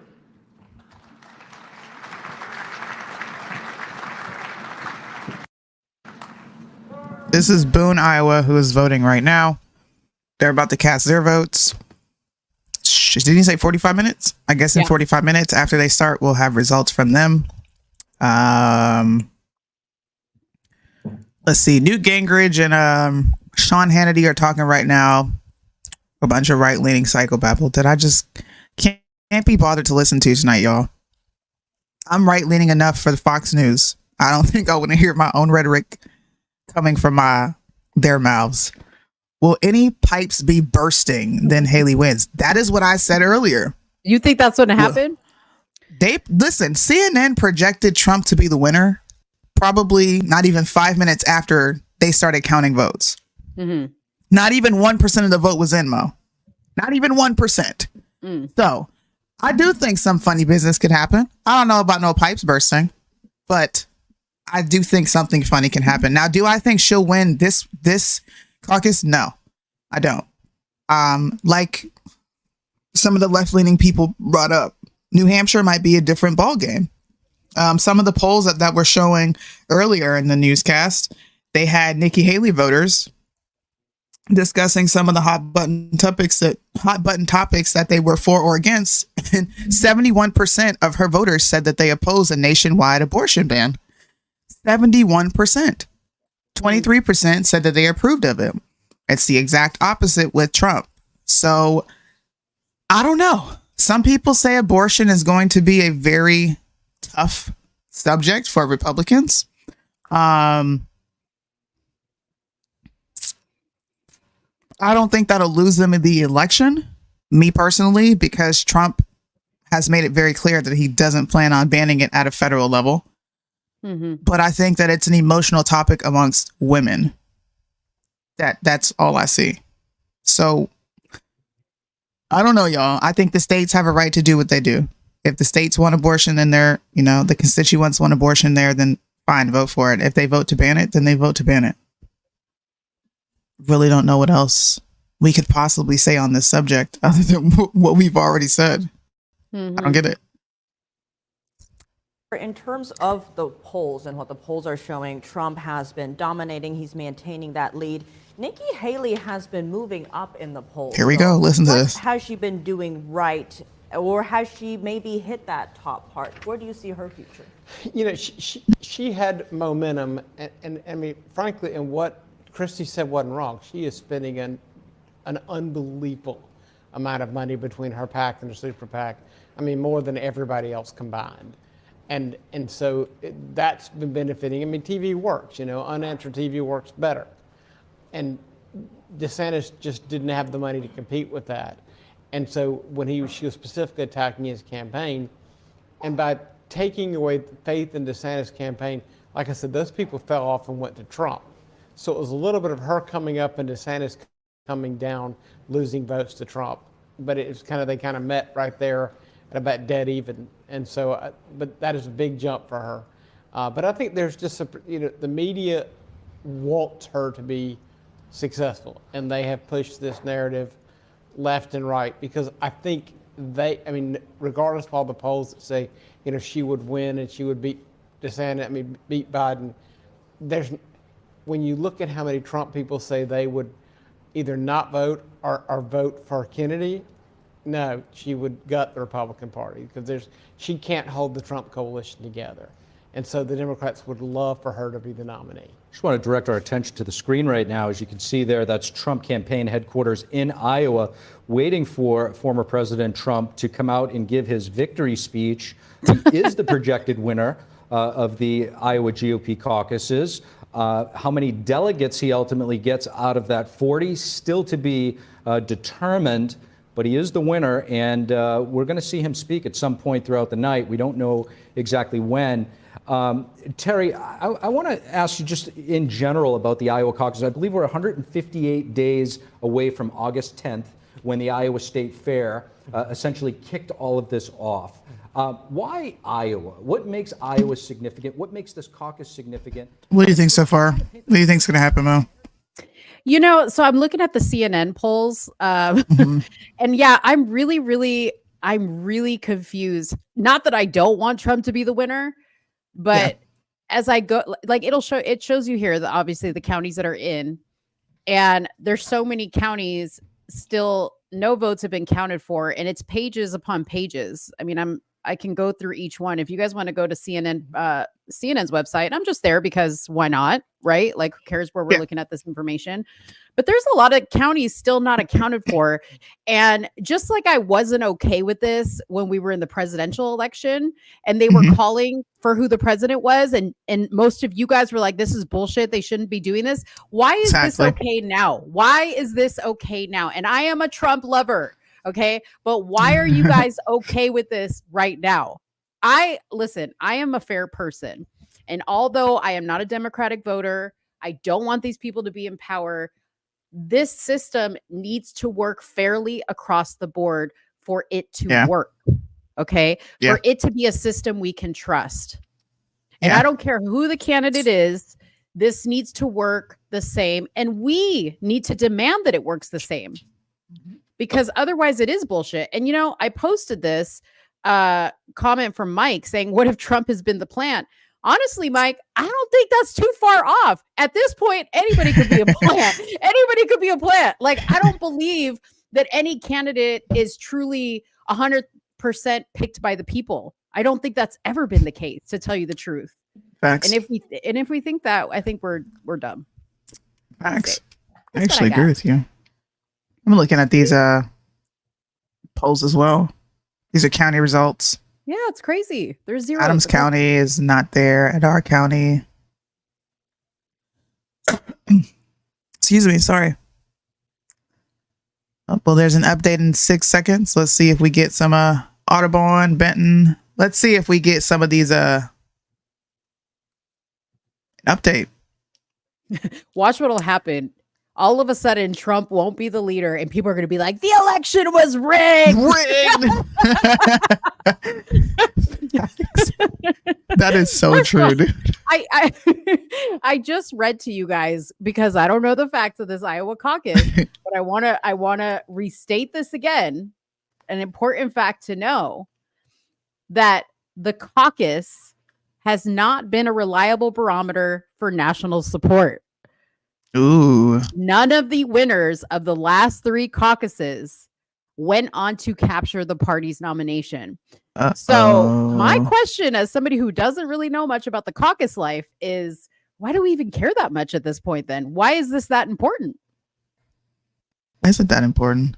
Why does this election matter if it really doesn't matter at the end of the day? If it really doesn't matter, I'm just saying. Here's Boone, Iowa. They're still voting. This is C-SPAN in case people are wondering where we're getting this feed from. This is C-SPAN. Boone is still voting. We're going to watch some of these people vote. That's the white Ruby Freeman right there. She white Ruby with the low beret. We should have got Ruby on for commentary. We should have had her. We should have called her and said, "Ruby, would you like to comment?" She's scared. She ain't hiding. She said, "Look, I ain't messing with the FBI. Y'all gonna have to figure this out by yourself." That's what she said. Ooh, look at that white Trump hat. That's pretty fly right there. How do you give me? I would need to give me one of those white ones. Look at Oh my goodness. Okay, so these look like these are counters. Why y'all got these old folks that wear bifocals counting these damn ballots? Because What's these wrong people with are y'all? accurate, Suni. These people are accurate. This Are woman they? probably knits all day, every day. All she does is count 1, 2, 3 in a loop. 1, 2, 3. She's accurate. I'm telling you. We'll see. We shall see. Watch her though, yo. Watch her. She may be slipping some ballots out of from underneath the table.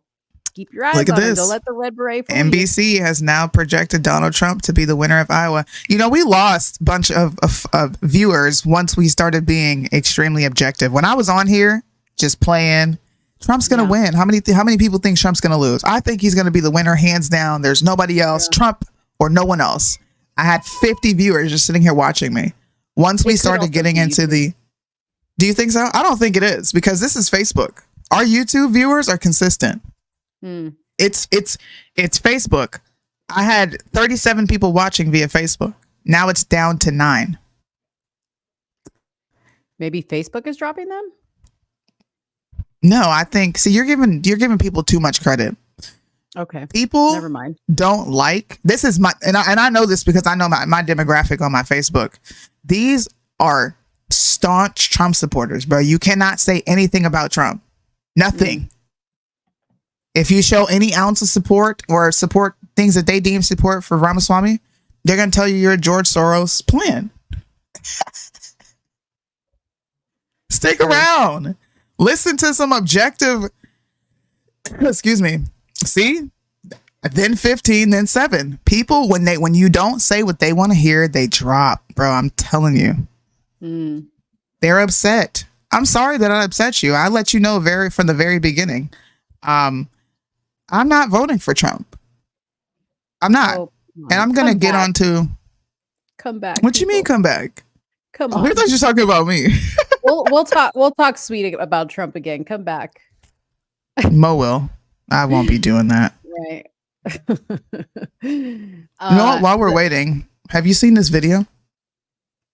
Go ahead and play it. Y'all give this video a like. Keep commenting because that always helps if there is some funny business going on and people are getting dropped from the stream. So please hit that like button. They like when we, Erica likes when we banter back. Of course you do. You want us to fight. See, all you guys want is chaos, Erica. You guys like when we fight. That's what it is. Y'all are messy. It's boring when we agree. I agree with you, Erica. Voting for. Who am I voting for? Nobody. I'm voting for in my local election. That's about it. And Mark Robinson has my vote. In Dan North about Carolina. it. Yes. Local elections. That's where I'm from. That's where I'm registered to vote. North Carolina. Y'all keep pausing on YouTube. Is anybody else having pausing issues? I might just be your internet because you know you're in Texas and you guys are having an Arctic blast. So Right. nobody else has been complaining about pausing, but are we pausing for anyone? It could be us, Apex. I'm in Dallas, and yeah, these pipes are frozen. Let's see. All right, I wanted you to see this video. Okay. No, all good here. Well, it's just your Obamacare of the internet. Sorry to break it to you. Don't insult the man. Jeez, damn. I know him personally. I'm gonna insult him all the time. Oh man. It's my love language. This is how people understand me. Okay, Mo? Oh, They do. damn. I tell you Backwards about my forward. faith. I'm Hindu. Oh, I saw this. Shit. You saw this? Mm-hmm. Well, I don't know if the people saw it. Go I'm ahead. gonna play it and I want to hear your commentary on it. Would I be the best president to spread Christianity through this country? I would not. Okay, well then we don't want you. Sorry, bye. We need more Christian leaders. And you know what? This used to be common sense. In the 13 colonies, you couldn't run for office if you weren't a Christian. And I think we need to get back to that. I think we need to get back to the point where we say, you know what? We're a Christian nation. We want Christianity. And we're tired of being sold these makeshift, pathetic, hydrogenated substitutes for Christianity. This guy's talking about, oh, we share values. No, my value is Christianity, and you don't share Christianity because you're not a Christian, and I don't want to substitute for it.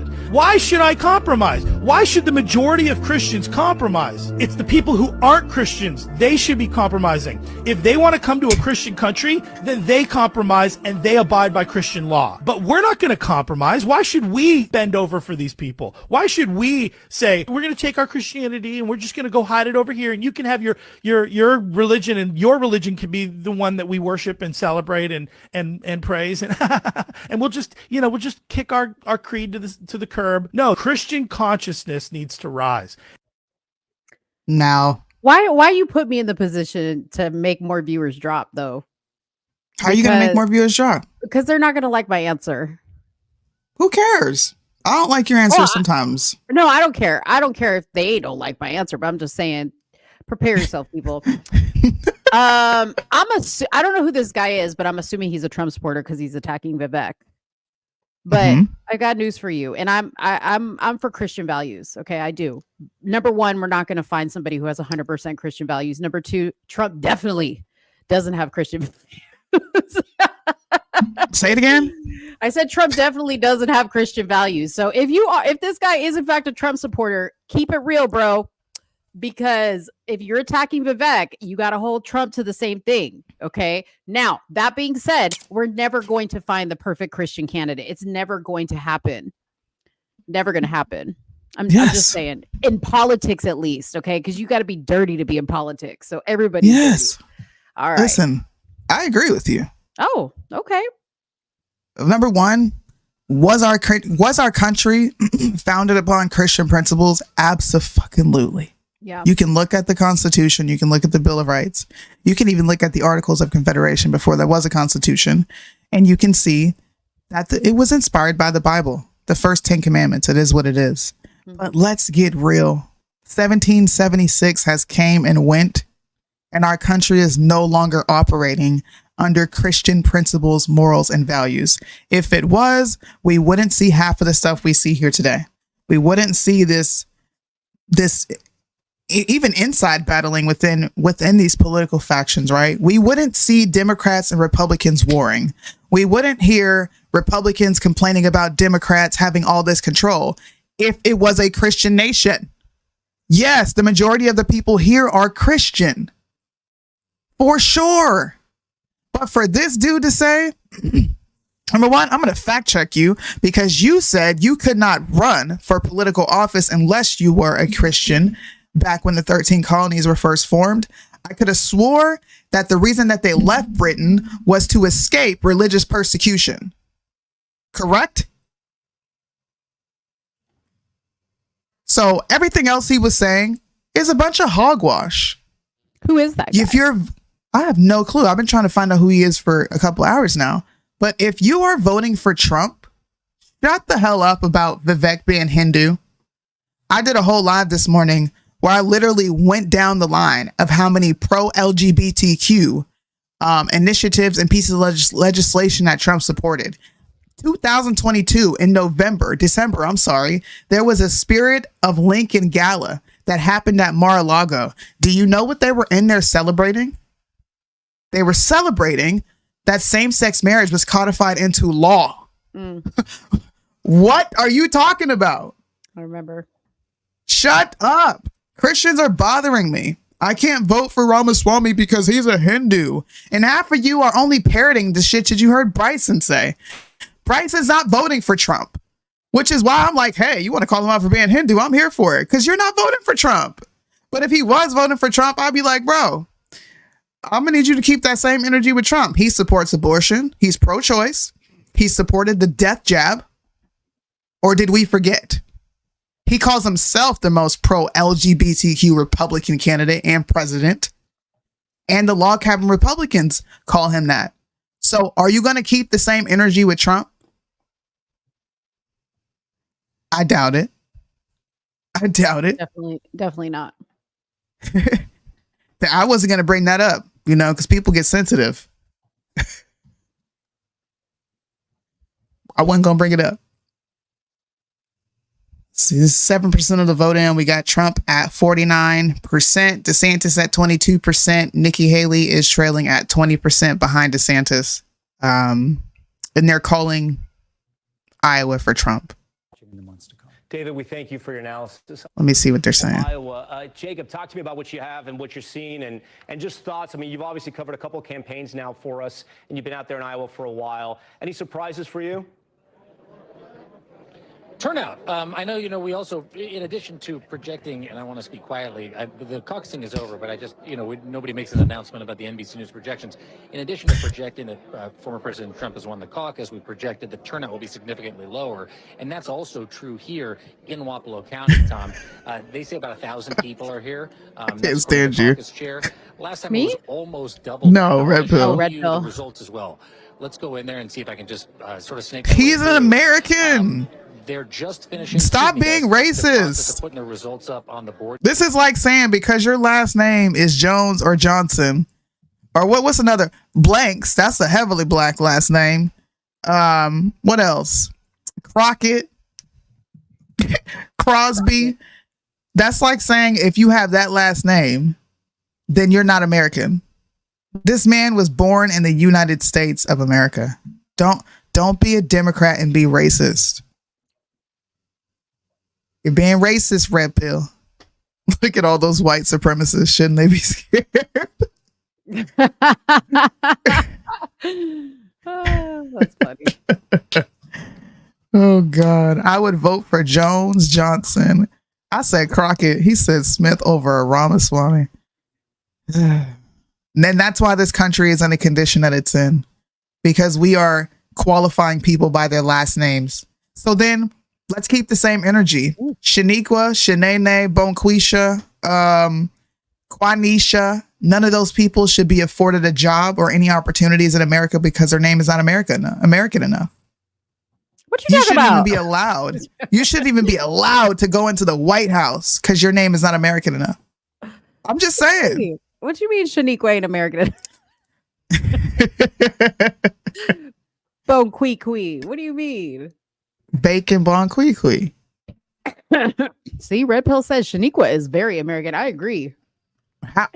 Sway? It don't get more American than Shaniqua. That is fucking crazy. If you hear Shaniqua, she ain't from nowhere else but the United States. Come on now. If you go to Africa, they go be like, oh yeah, Shaniqua from over there in Nigeria. No, dude, they know Shaniqua from Detroit. Wow. I'm not participating in this. LaQuisha Shaniqua is not American, first of all. Jessica is American. Nicole is American. Those are black names. There's a difference. Black people don't view themselves as American. Stop it. I wouldn't even look at a person's name. I wouldn't even look at your fucking application if it said LaQuisha. Wait, Your hold mama up. set you up for failure. Black people don't view themselves as American? Is that what you said? You know they don't. They don't view this as their land of their country of origin. Oh, they don't believe they have any attachments to America. Yeah, that I agree with. Now, whether they say we're not, I wouldn't say all Black people think that, but whether or not they think. You can't listen. I'm about to dominate the Black space right now. You not Black. Oh, Lord. If you're not Black, what happens you can't if I speak on it. identify as Black for the segment? I don't believe in identifying as nothing. I would vote for. If Oh my God. If I get 10 thumbs up in the comments, I'm Black for the day. Go ahead. Yeah, y'all better put thumbs down. We're still waiting for Clark County, Chickasaw County, Clay County is not in, Crawford County. None of these counties are in yet. Yeah. I wonder what's taking so long. Oh, there's some funny business going on. You think so? No. Hmm. No, I don't think so. Their Oh my election, goodness. their election process seems pretty like airtight, actually. Who, Iowa? Yeah. I am mixed, Patrick. Not with no damn Black. I mean, technically my dad's Puerto Rican. Bro, that makes y'all me are not Caribbean. Black. Dude, I we're can't mixed stand when Dominicans do that either. You motherfuckers are bean eating, Spanish speaking. Shut up, Y'all Joe. ain't Black. Black people can't vote on this one. I reject the Black vote.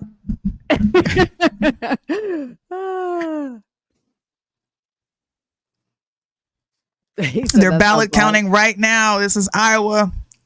They're counting the ballots. Dude, I'll tell you right now, I'm blacker than Sunni. Jesus Christ. I'm blacker than Sunni. I'll tell you that right now. And then she woke up. The baby screamed, no. Mo and Kamala aren't Black. You like Mo, so you're giving her a pass. I love Mo. This is my big sister, but Mo ain't Black. She said, no, I'm not Black. She said, I'm as Black as Kamala. Not at all. Oh, I read it wrong. Well, then I agree with you. The Black delegation would like to trade Mo for Mariah Carey. That was a good one. Oh, that's funny. That's my favorite episode of the Dave Chappelle Show. You got to go. Yeah, I read it again, Red Pill. I knew what you were saying. You were rejecting me. I got you. Oh, Lord. Here we go. I wish I could pause that. Let me go back real quick. I want you guys to look at the poll that they just had up.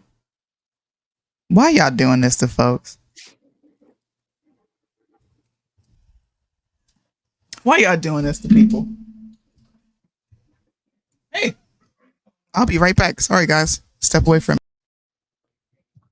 Mike, no, Monique is not a Puerto Rican name. I was named after the bank teller that my dad was at when he found out my mom was in labor. That's the story. But I just want to point out that a lot of sisters are named Monique, okay? And they're not French. Give us Mind of Mo. I know I need to give you Mind of Mo back. I know. I've just been thinking too logically the past the past couple months. You know what I mean? So I haven't had any Mind of Mo. My mind has been too logical these days. Let's see here. All right, so we got, who knew there was a Dallas County in Iowa? Anyways, Trump's winning that one. Haley still, I cannot believe Haley is beating anybody. Okay, I don't like DeSantis, and I won't say I don't like Vivek, but I can't believe she's above DeSantis. I really can't.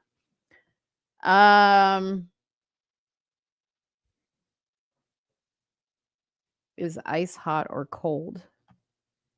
Oh, that's a Mind of Mo question. Is ice hot or cold? I would think ice is actually hot because you can get a burn feeling if it's too cold, if that makes sense. You know, there's a mind of Mo reasoning for you. Okay, let's see. Let me look at CNN and see where we're at.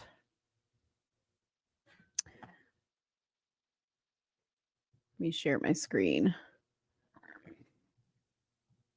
So right now, this is what CNN is showing on their website. Let me make this bigger.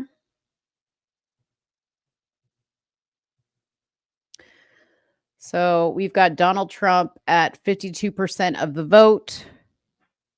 Ron DeSantis at 20, Nikki Haley at 19, and Vivek at 7. That is crazy to me.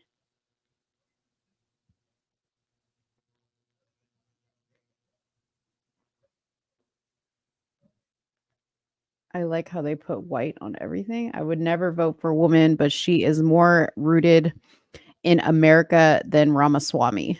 What? You're talking about Nikki Haley? Oh, here's Liddell. Let me add Liddell in. Hey, Liddell. What's up? What's up? Your boys here. What's going down, y'all? What's up? I'll be How chilling a little bit. You had to take a little time to recover from your boy's loss? Just a little bit, but no, I ain't Mhm. having any time at all because everybody, their mom was trying to come after me, and I then know. people that say they're Cowboy fans ran for the hills and had to take care of everybody. Ain't no damn sense. Did you lose any money Heck off of that no. game? I don't bet on games. Hell no. Oh, good. No, I don't do that, guys. No, ma'am. I am good. Suni's gonna be right No, back. She had to go deal with the baby. So, what do you think so far of what we're seeing here? Not surprised that Trump is going to win. Expected it. He is very popular in Iowa. And who's second? Well, Ron is second. Not surprised by that at all because Ron used to live in Iowa, and he actually had a pretty strong ground game there. Nikki Haley, not surprised there. Really? You're but not it's okay. surprised that Nikki is beating Vivek? No, not at all. Because Wow. she has money behind her, and she has a little bit more name recognition. And I think that what Vivek did, unfortunately, to Trump, kind of hurt him a little bit. That whole thing, they actually came out with him telling the lady to vote for him if you want to save Trump. That didn't go well for the Trumpites, the Colt 45.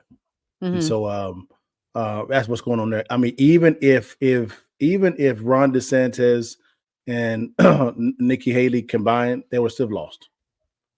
Still lost. So what's up, y'all? What it do, baby? And Red Pill, got to talk to you because they were summoning you, and you decided to run for the hills yesterday. So you left me here the whole time dealing with all the cowboy hate. Oh, you want me to sing again? I was singing an old Negro spiritual. You don't want me to sing it again? She was committing blasphemy. Blasphemy, that was. She was blasphemy. That was. I thought we were closer than that Red Pill. They were summoning you, and Suni said that you ran for the hills. She was hiding. She said, before Suni get up, I'm about to go. I'm gonna disappear. She put it in the chat. She said Suni's gonna wake up full of cowboy haterade, and I was on 1,000. Dude, she even came after me. She was like thinking like we were Cowboy fans. I'm like, there ain't no Cowboy fans in this house. She was looking for a fight. She was like, is Dave okay? And I was like, what do you mean? He's a Cowboys fan, isn't he? I was like, no. she was looking for a fight, man. I'm gonna go grab lunch. I'll be like 20 minutes, and I'll be right back. Mm-hmm. My husband's here to take me to lunch, but I'll be back to sing the Negro spiritual. Oh Lord! Hey, sing that with your husband. Don't bring no thing. Sing your husband. Okay? Oh God. So me and Suni were saying, or Suni was saying this before I even got on the show, but it was interesting because CNN was calling Trump as the winner, I think like 2 minutes into this whole thing starting, which I understand, right? Because that's where it's supposed to go.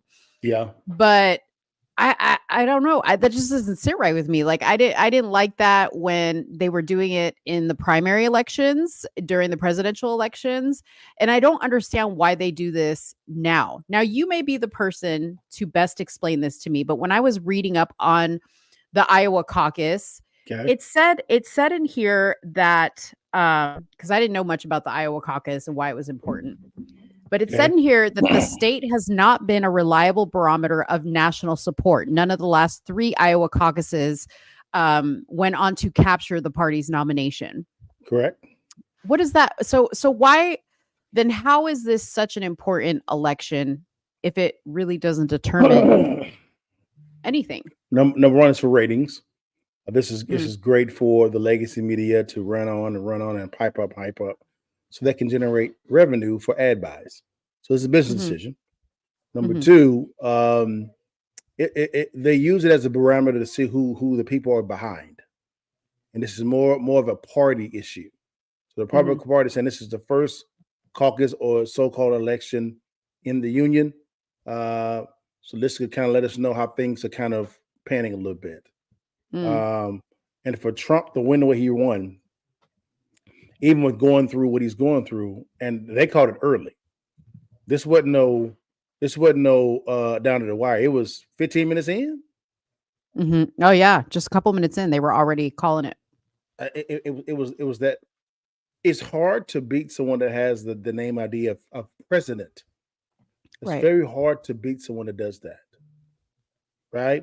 Unless you were a crap president. If you were Jimmy Carter or President Biden, different. You know what I'm saying? They're terrible when it comes to the popularity.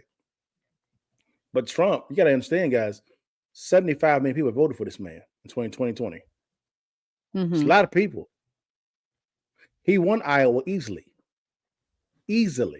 So it's kind of hard for him to do that. And it's just I think people were kind of hoping for DeSantis. And I ain't gonna lie to you, I was kind of leaning toward DeSantis because of Trump's mouth early. But when I saw DeSantis speaking, I'm like, this guy didn't have the it factor. It's just like he's a robot. It's right. I can't go get a beer with them. That's how the masses were. Look at that, like a Barack Obama. Barack Obama was very good at being personable. He's extremely good at it. Yeah.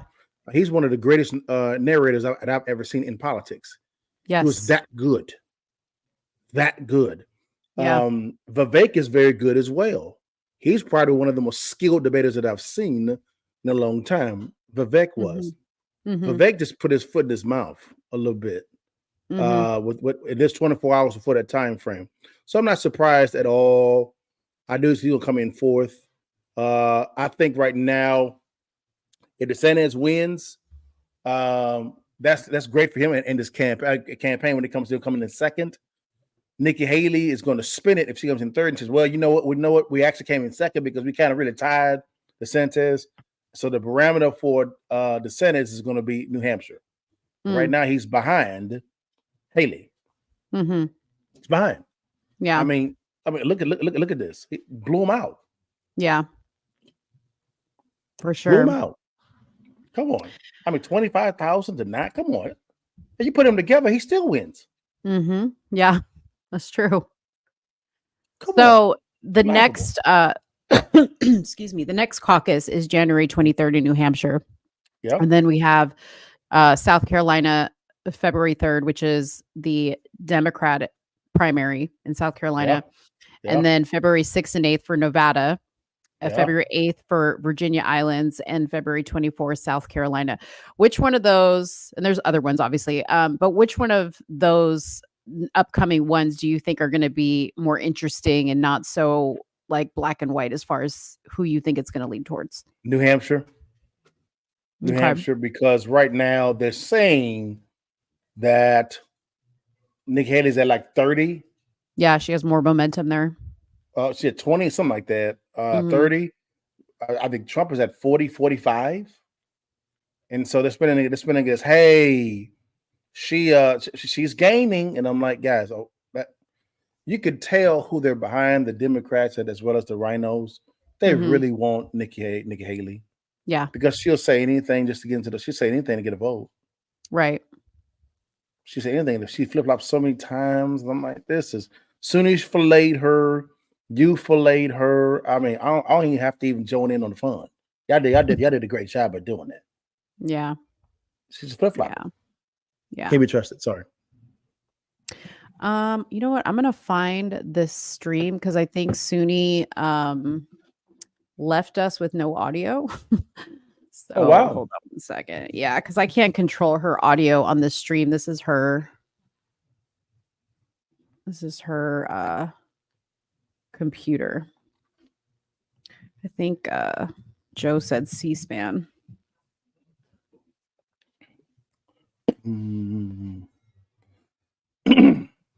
And I'm then gonna guys, take this one. on Thursday, Sunni and I will be interviewing Texas House District candidate Joe Collins at 8:30 on the Kind of Move podcast. The interview series is back, and so I had to get into the bag a little bit. But I got people coming up. It's going to be nice. Oops. Nice. My background. How was your vacation? Was it cool? Yeah, it was cool. I went to California for Okay. my godson is having a baby. I don't know what Oh, happened with my red. Yeah, he's having a baby. He's married, doing it right.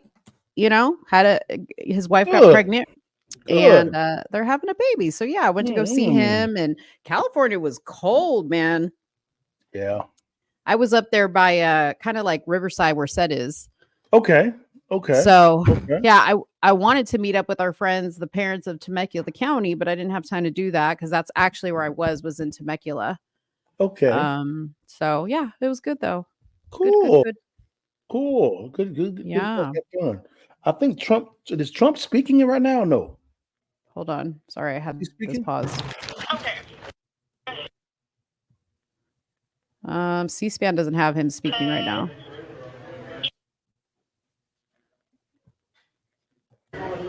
What is this? Here. This is the vote counter. And is this your last one, Eileen? Yes. Yes, it is. I will go ahead and take the results for Binkley. 2, 2 for Binkley. How many for Christie? 0, 0 for Christie. How many for DeSantis? 34. 44 for DeSantis. No. How many for No, for Ron DeSantis, it's 34. Oh, 34. Okay, Yes. Thank you for catching that. How many for Nikki Haley? 22. Oh wow. 22 for Haley. How many for Hutchinson? 0. 0 for Asa Hutchinson. How many for Vivek Ramaswamy? 7. Damn. 7 for Jeez. Ramaswamy. How many for Trump? 27. Nikki was 22 and he was 27? No. DeSantis got 34. So DeSantis won. He won that county. Write-ins on that one either? No. Okay. Perfect. I think, unless you have more precincts for me, I think that I have everything I need. Okay. Thanks so much. Yeah, thank you. Have a good night. Thank you. That's that. That's how they're doing it in Iowa. Real technical over there in Iowa. Yep, he got DeSantis where he won that area. Well, wherever that was. That caucus. Won that. Yeah, let me I wanted to go over. Let's see if I can get up another screen here. I had the CNN. Let's see. Let's refresh this one. See where we're at right now. They're trying really hard to get some type of news bad on Trump. Something. Yeah. Well, he didn't win whatchamacallit. See. Well, they're the ones that declared him the winner in the first 10 minutes. Yeah. That was quick. It's quick. Yeah. I'm really just hanging in. Oops, I'm frozen. I'm really just hanging in for his speech. See if he says anything different. Yeah.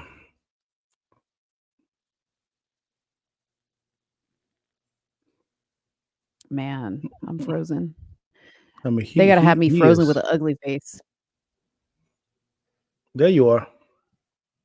There I am. Oh no. Now I'm gonna start having problems.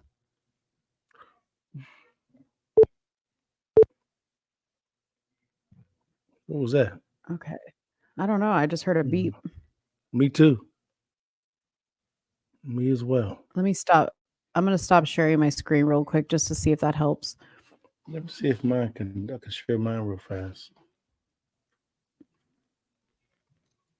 Let's go to. You know what? Let's go to Rumble.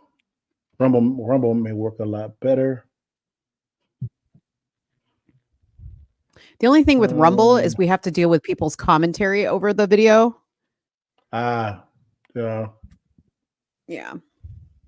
So I'm trying to figure out where do we go.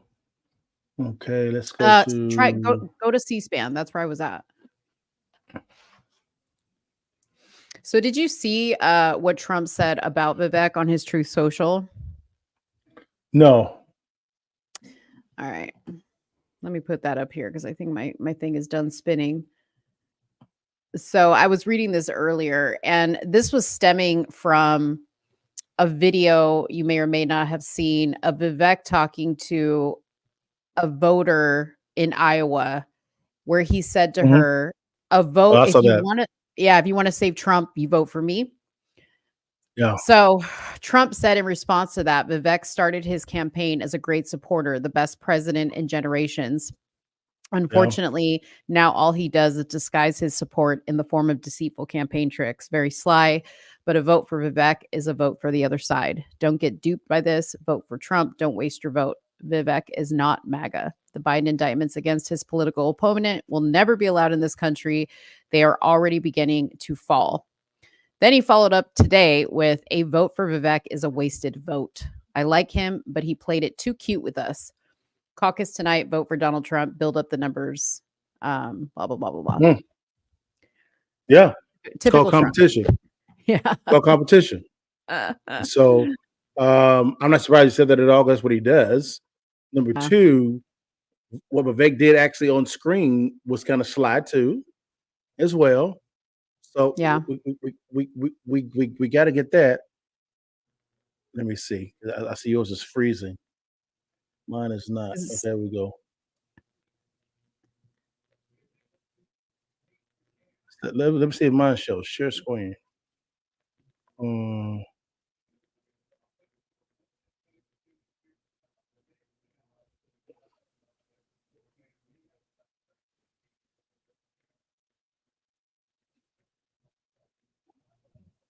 So yeah, I'm not surprised at all. I expect for Trump to hit back. He really has the bulletproof it. So, and I'm pretty sure that Vivek knew he was on camera. So I would be surprised if that was planned. I don't know if this guy was going to say something. Let me see. Oh no, he's not going to say something. They said it was going to be about 45 minutes before they make the formal announcement. So, yes, Patrick, they are coming through. We can see you, man. So, what are your thoughts on Texas? 23rd district candidate Brandon Herrera. I don't know this candidate. I don't know who that is. Do you have any thoughts? I don't know who Brandon Herrera is, unfortunately. So I don't know. How do you think DeSantis is going to do here in Florida? I think DeSantis will still lose Florida. Really? Trump is extremely popular in Florida. Extremely popular. I think DeSantis is popular as well, but not as popular as Donald Trump. Yeah. Not. It's just DeSantis when he got on the national stage, he just didn't connect with the people. He's a phenomenal execution of policy, but you gotta be able to talk your policies out in a simple, concise way. He's a nerd. He's a nerd. He's a big old nerd. And folk are like, man, just give me the cliff notes. Give me the bullet points. Make it easy for me. He's very socially awkward. He's very socially awkward. Oh my word. His wife though, she can work that room. Oh my God. Works beautiful. Yeah. Work the room. And it's not just me saying it. Like Patrick David and his team were actually invited out to the governor's mansion. And he went out there, man. He said, as soon as DeSantis walked in, how you doing? Hey, good to see you. And he went right to talking policy. And so they were like, no, hi, what's going on? He said, but his wife was, how are you doing? Good to see you. Thank you so much for coming. Man, appreciate your time, man. Enjoy it. I mean, just walk with you. They were like, she should be the candidate. My God. Yeah. He said, I say, look into him. He's very pro border security and pro 2A. That's a few bullet points. Patrick, I haven't reached out to either Mo or Sunni or myself. You can find me on any platform. I interview him on my channel. I bring him on. We're interviewing I'll jot down Joe his name Collins. so we can remember. Good. I'm interviewing Joe Collins on Thursday on the Counter Move podcast, the interview series, and he's running for Texas House District 70 here in Plano/Dallas. I'm interviewing him. I got other guys coming on in Texas. I'm spending a lot of time in Texas doing the primary right now, so I'm gonna do a lot of interviewing.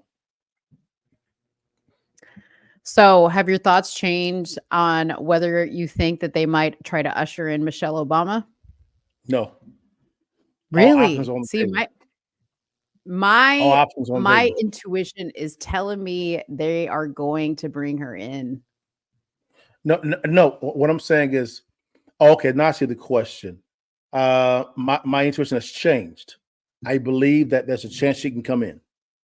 Okay. Because of the fact that in their mind, there's kind of a two de facto type of things going on. They have a plan for if Trump to beat Trump, and a plan for if they just allow Biden to run, and if he loses, they have a plan for that too. The plan for if President Biden runs, he loses, is they're just going to do a coup. I'm not saying it at all. It's just they're talking about it. They're talking about it. They're talking about saying, "Hey, we're going to make sure that he cannot control the military." That's a coup. It's a coup. They're trying to say who's going to be in his cabinet. Let's go and get them. It's a coup. That's what it is. But if they want to defeat him, it's going to be probably Michelle Obama. But I think Trump can maybe beat her too. You think? I don't know. I would get kind of nervous if she entered in, to tell you the truth. Now, I wouldn't say I wouldn't get nervous. I would get nervous still because it's her. But if Trump can stay on the facts of, guys, we have a clear distinction here. Look at the policies that she's going to be doing. You're living them right now versus what we were doing when I was president.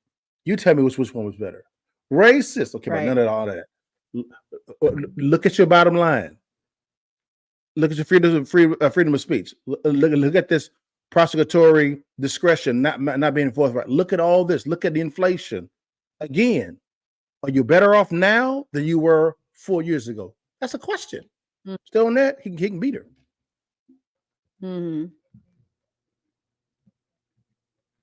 What does that mean? She wouldn't meet the ballot access requirements. But what I'm saying is, Joe, you're right about that. But they have a super delegate type of scenario in the Democrat Party, and that wouldn't matter. She would have to campaign it all. They would just say they would just vote her in as a super delegate. That's how they get around that whole thing. It didn't matter. I didn't know that. They don't care. They have a super delegate type of scenario in the Democrat Party. Doesn't matter. So they're reporting 36% of the votes in. Donald Trump at 53%, Ron at 20%, Nikki at 18%, and Vivek at 7.64%.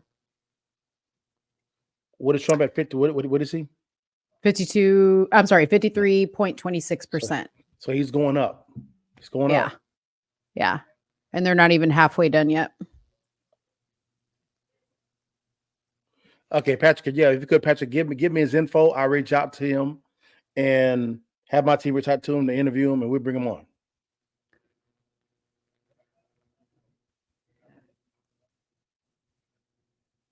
But yeah, Listen, Joe, what is this? that is that is the Donald Trump presidential immunity type stuff. I did a Accountable podcast on that one as well. I mean, it is Oh, they're trying to make it a ruling on a hypothetical. That is not how you do law. Sorry. You mean Yeah, in an appellate court, it's not a criminal or a civil. It is an appellate court. It's an appeals court, and the only option on the table, innovation on the table, is the Constitution. That's why Judge Pan kept bringing up hypotheticals. Like if a president was to ask the SEAL Team 6 to go out and murder his political opponent, would that be covered? And Trump's attorney, he actually answered very correctly. He said, yes, it would. Yes, but with a caveat, they could, because he's a political leader, because he would be the president. That's a political position.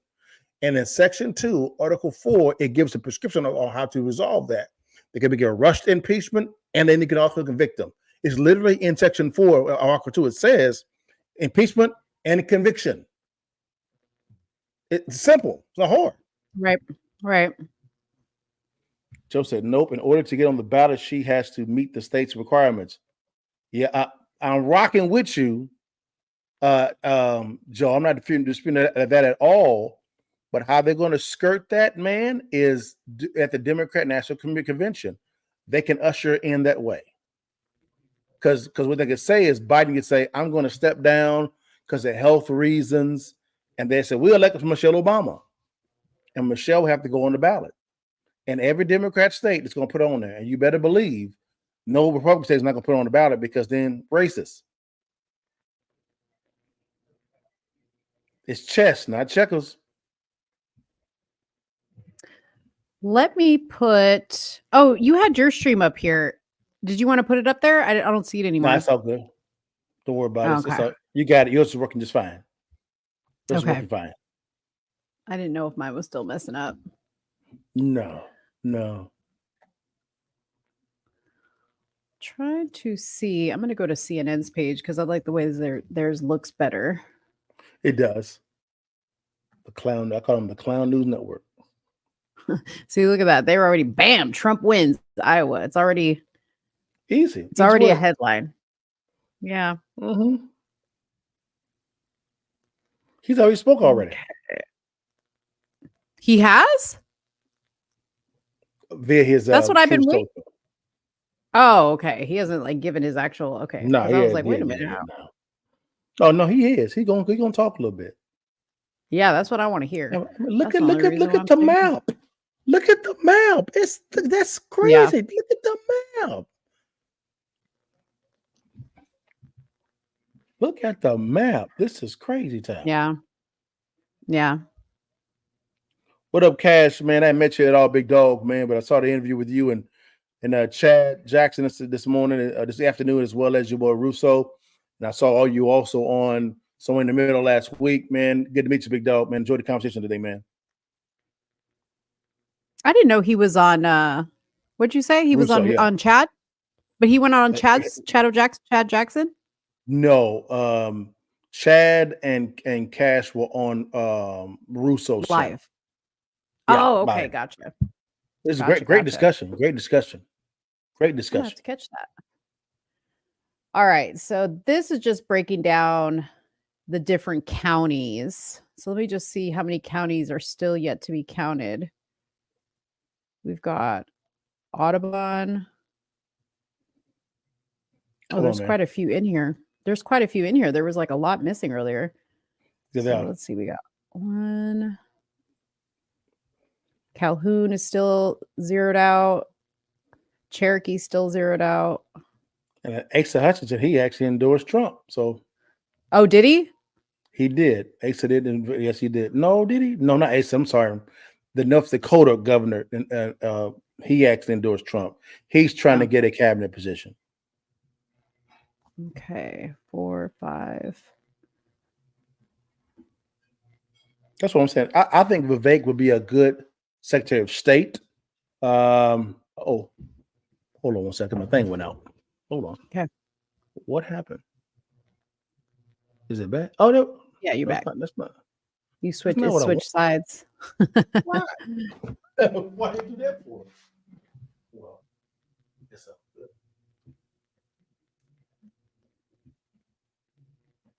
Be right back, y'all. Be right back. Don't you worry about it.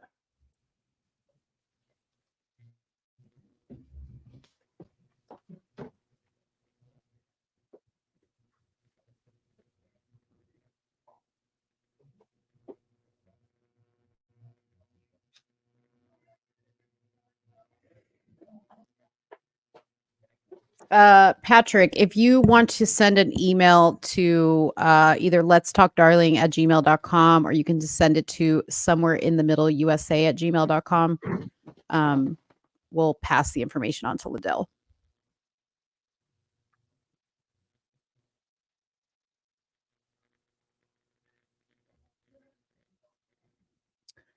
All right. Sorry, guys. I'm trying to go back and forth to see any updates that we see here.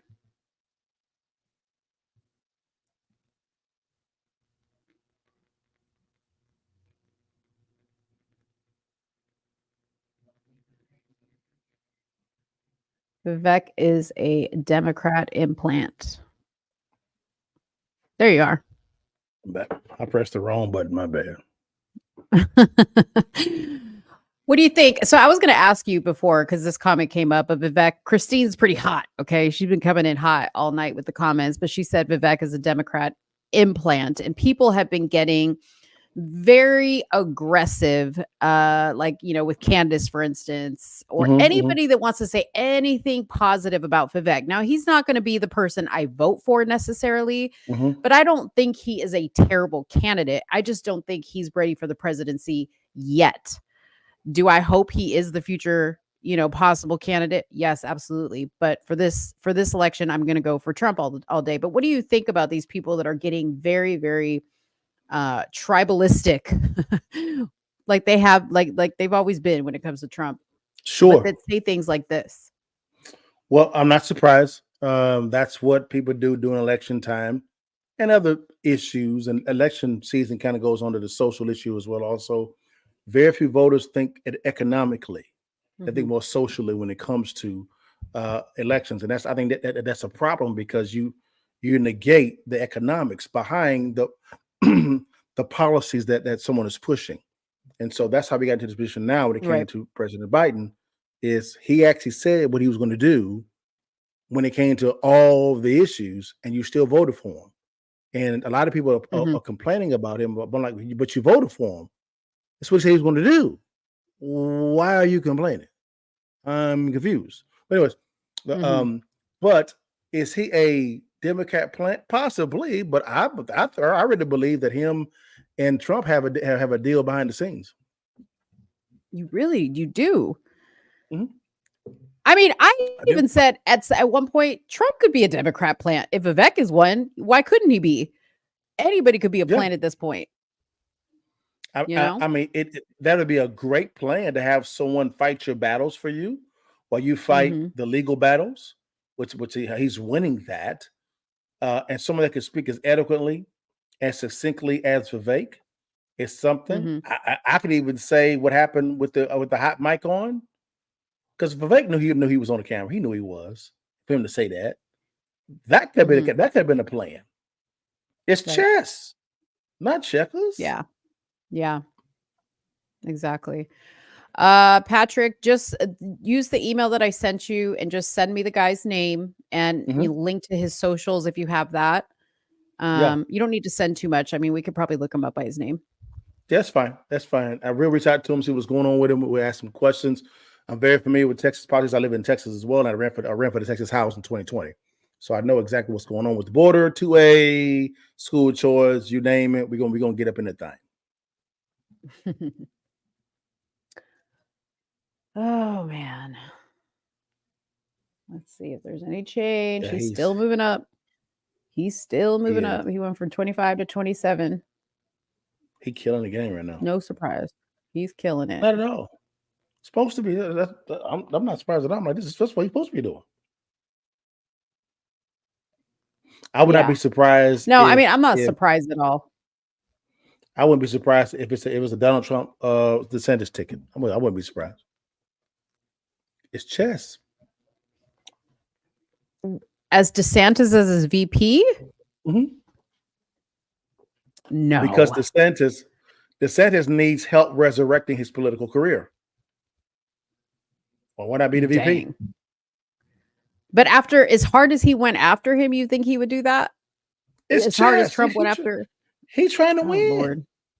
Okay. Look at how Ted Cruz, Mm-hmm. Ted Cruz and Trump, right?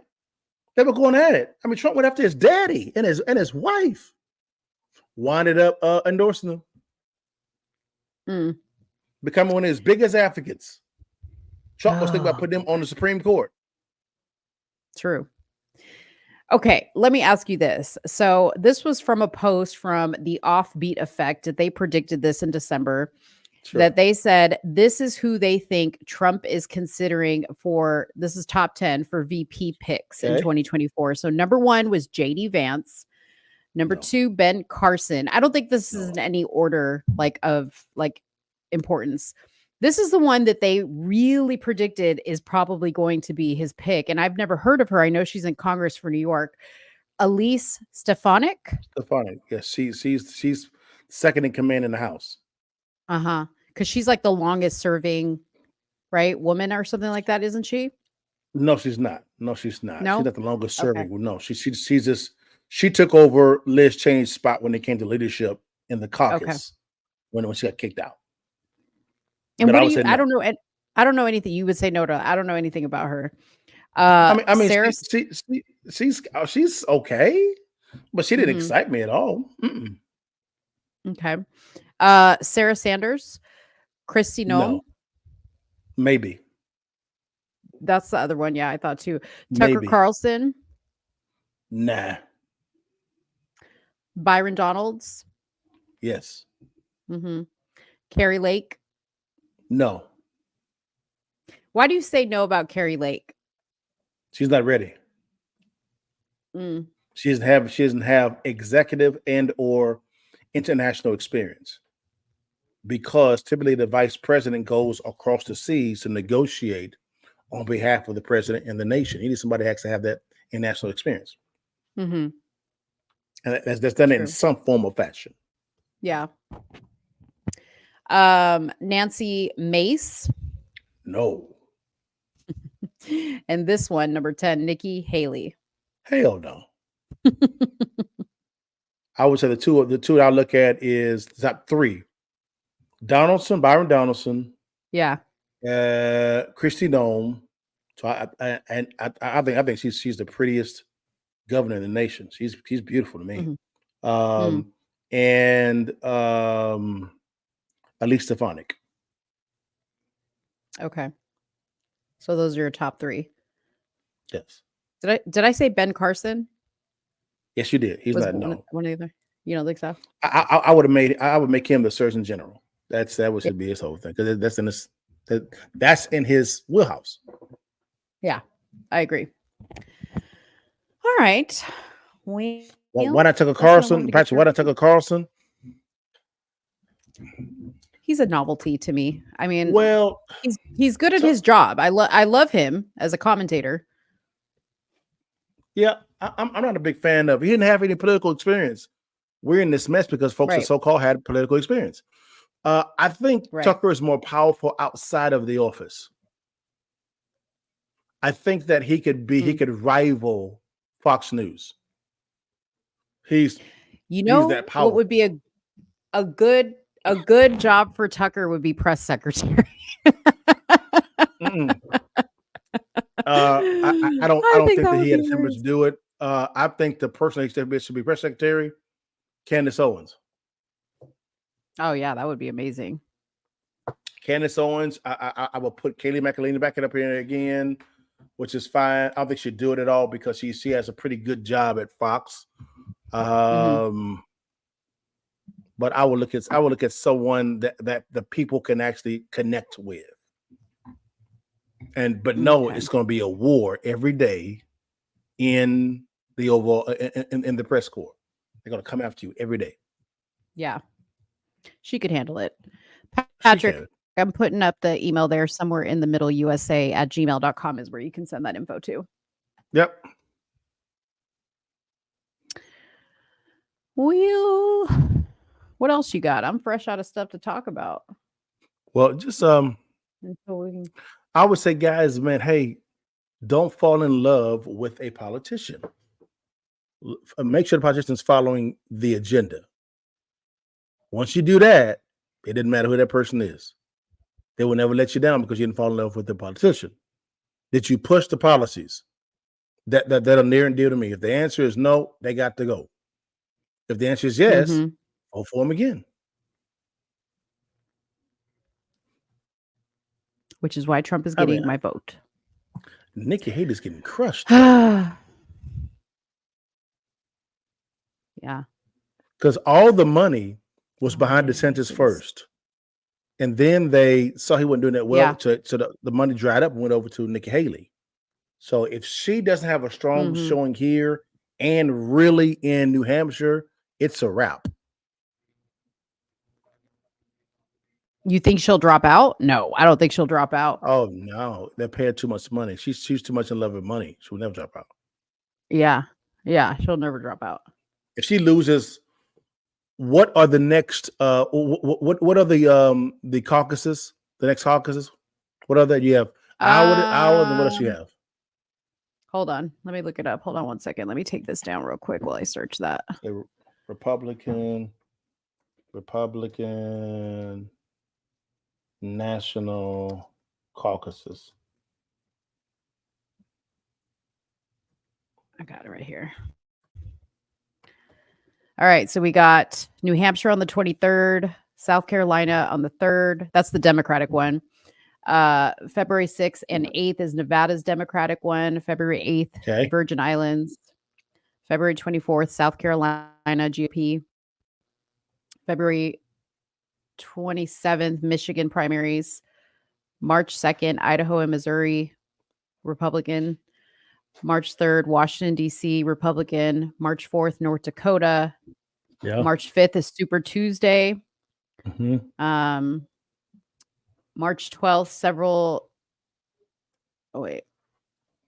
March 12th, the first round of voting after Super Tuesday is set for Democratic living abroad, Georgia, Hawaii, Mississippi, Northern Mariana Territory, and Washington State. March 15th, the Northern Mariana Territory GOP caucus. March 16th is Guam. Okay. I mean, it goes on forever. We got a lot. That's fine. It's all good. If Trump wins the next three, he's won Iowa. If he wins New Hampshire, and then that third one, I think it's South Carolina, it's over. It's over. It's over, meaning he's got the presidency unlocked. Yeah, he has the nomination because Nikki Haley was the governor of South Carolina. You lose your own state, yeah, huh? And he invested so much money in New Hampshire, and you lose that. It's a wrap. It's a wrap. It's over. It's over. But she won't drop out at all because of the fact that they're trying to wound him as much as they can. Most likely they're talking, her and DeSantis are probably talking about joining forces. But the problem with that is who's going to drop out? Same issue that Ted Cruz and Marco Rubio actually had in 2016. Who's going to drop out? Right. Who's going to be the VP and going to be the president? On that ticket. Woo, he jumped up a lot.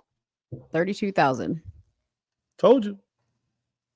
Fair and free elections, now we're at guys. 50% of the vote.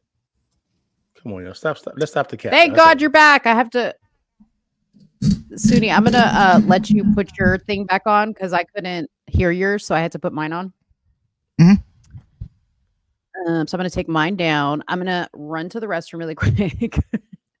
Okay. And I'll be right back. All righty then. Boots on the ground is put time, money, and resources. Trump is winning by just last month a ton. Win Iowa oh shoot, that is a big boost. Yes. So have they counted the metro areas yet, or is it still the rural areas that they're counting? They're going to the metro areas now. Well. It's over. I still think it's over. too early to be calling for Trump. If we're going to keep the same energy we kept with the election, then let a significant amount of votes come in before you declare. But what they're saying is the amount of votes out there that's left to be counted cannot make up the margin between these three individuals, because they're going to be split most likely between Haley and DeSantis, and Trump has so much of a big lead. It's over. It's a wrap. Haley took Story County. He's won all the counties but one. I want to see what Asa Hutchinson. Oh Lord. Uh-oh. We got somebody in the building. Who's here? Cash. What's up with you, Cash? What's up, baby? Go ahead and say it, Cash. What's up, my brother? How are you? Man, doing well. How you doing, big time? You and I, brother? Hey, man, you know what? I can't cry, bro. I get any better, I might scream. Hey, man, I've heard a lot of good things about you, big dog. And I've heard you talk a couple times, likewise, man. bro. Loving it, brother. Loving what you talk about, big dog. You say what, my bro? I said, man, I love what you're talking about, man. I enjoyed the conversation between you and Chad today on Russo's show, man. That was a healthy, good conversation. Yeah, I appreciate that, man. Yeah, I like Chad. He's a good guy. He is, man. Chad is very knowledgeable. I've learned a lot from him concerning Martin Luther King. And Uncle Tom 1 and 2 are great. Now, soon he's in Uncle Tom 3. And I'm waiting on him to call me up on Uncle Tom 4. I told him to go ahead and make 4 because Mo was getting kind of upset because there's nothing for no Latinos. And I said, all right, no problem. Make it Julio. Julio part 1. Part 2. You funny as hell. He said, Julio we inclusive. Hey. Uncle Tom 3, let's go. Hey, man. My man Trump smoking them, bro. It is. It's it is not. My man Trump smoking them. Yes, it's a route. Yeah, man, it's over with. Hey, DeSantis can't, and I don't got nothing against Ron DeSantis. I like Ron DeSantis, but he came out already. My man said, I think it's election interference if they're calling it for Trump already. No, he didn't. No, he didn't, Cash. Can I get the clip? No, you didn't. Yeah, Joe, he's talking crazy already. I said, oh, come on. Hey, come on, Ron. You got to stop that. Well, we got to get that clip of Ron losing it. Oh, let me check on that one, guys. He said election interference. No, he didn't. That's about to be breaking news for the past.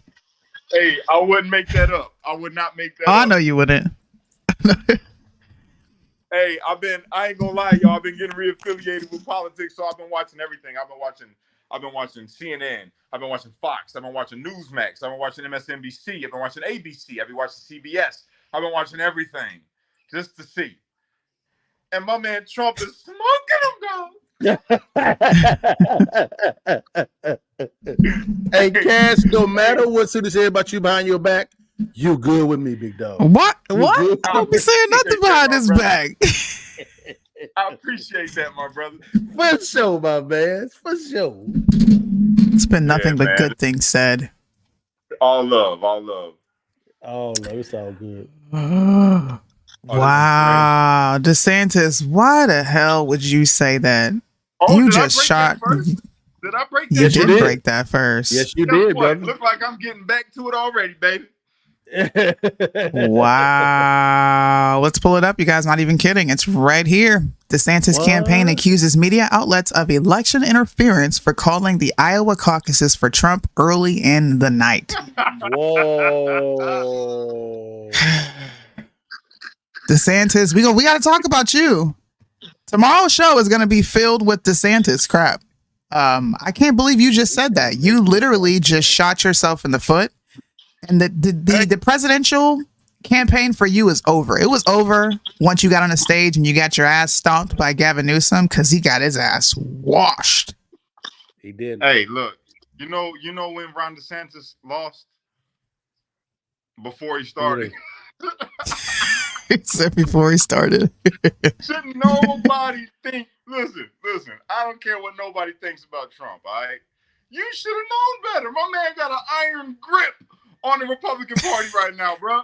Choking the life out his ass. You hear me? It's over. It's over. If anybody thought it was gonna be anybody other than Trump, they're delusional. I'm just saying.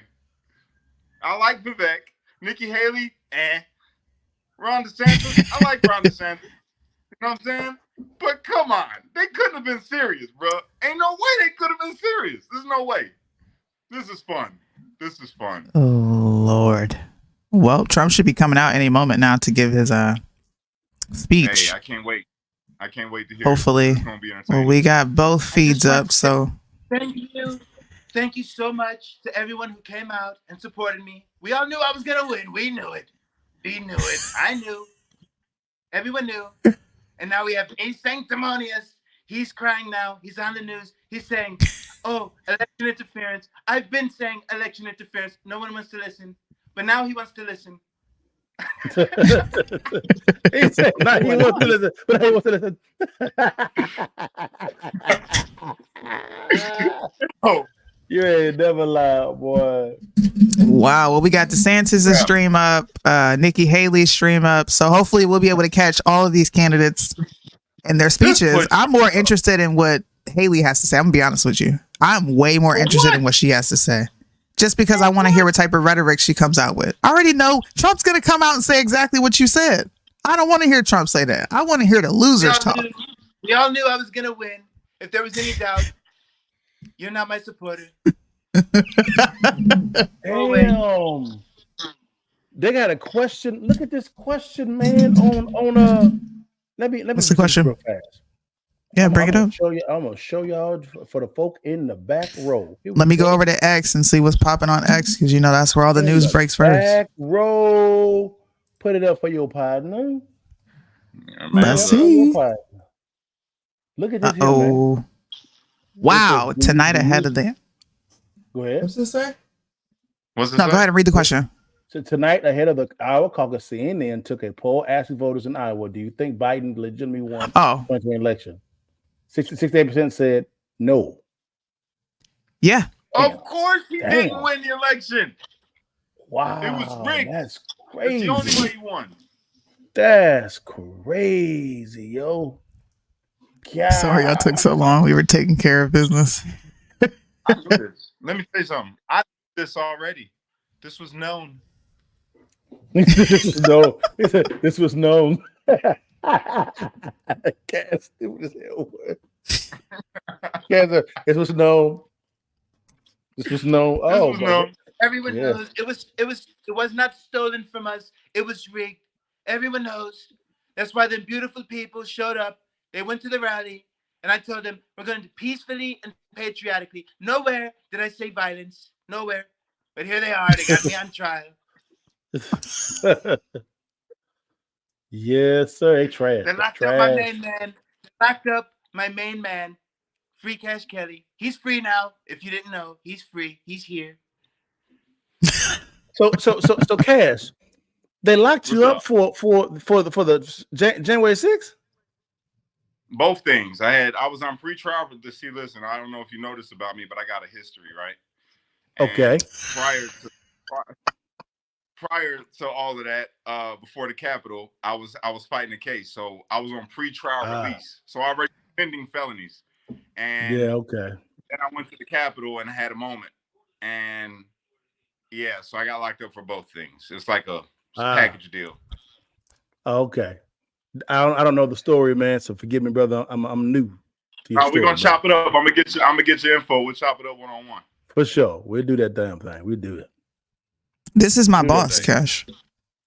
That's the guy I work for. That's my boss. Man. Stop playing. Lying to people. Stop playing, man. That's what's up. Hey, man, I am a boss, but not the boss. Hell out here in Chicago right now, man. Y'all hear me? It's cold as hell out here. Well, you in the Chi?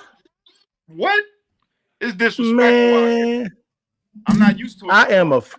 I'm afraid to go to Chi-Town during this time. I'm afraid.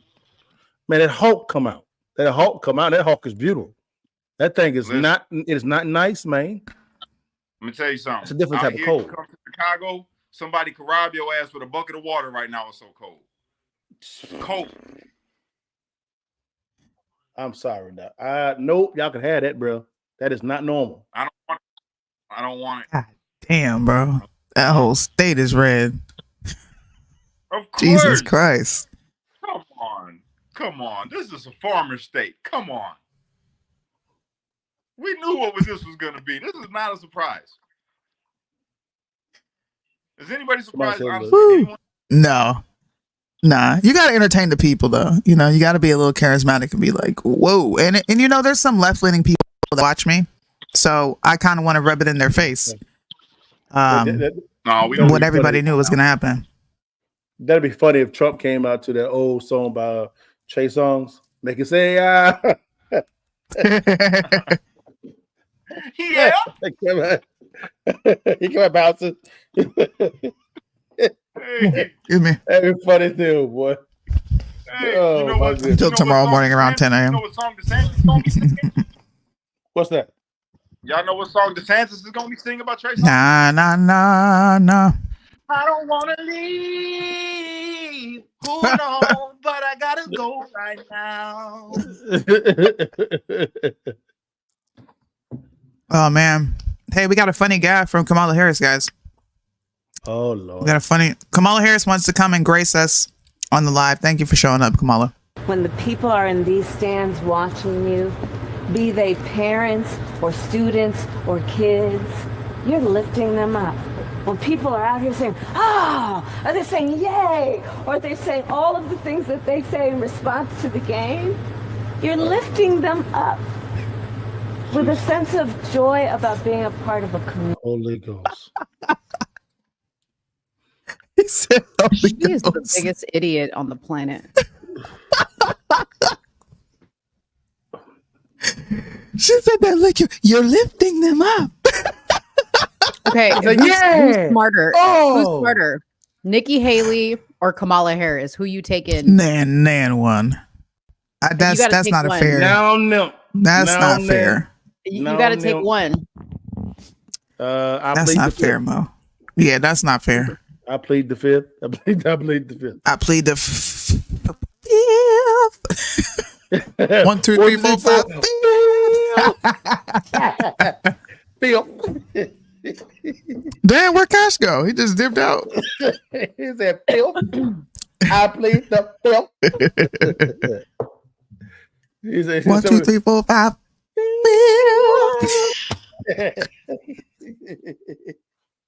Oh my God. Oh. Trump, come out and make your speech, bruh. No, sir. We just want to hear you talk. What happened? He waiting on everybody else.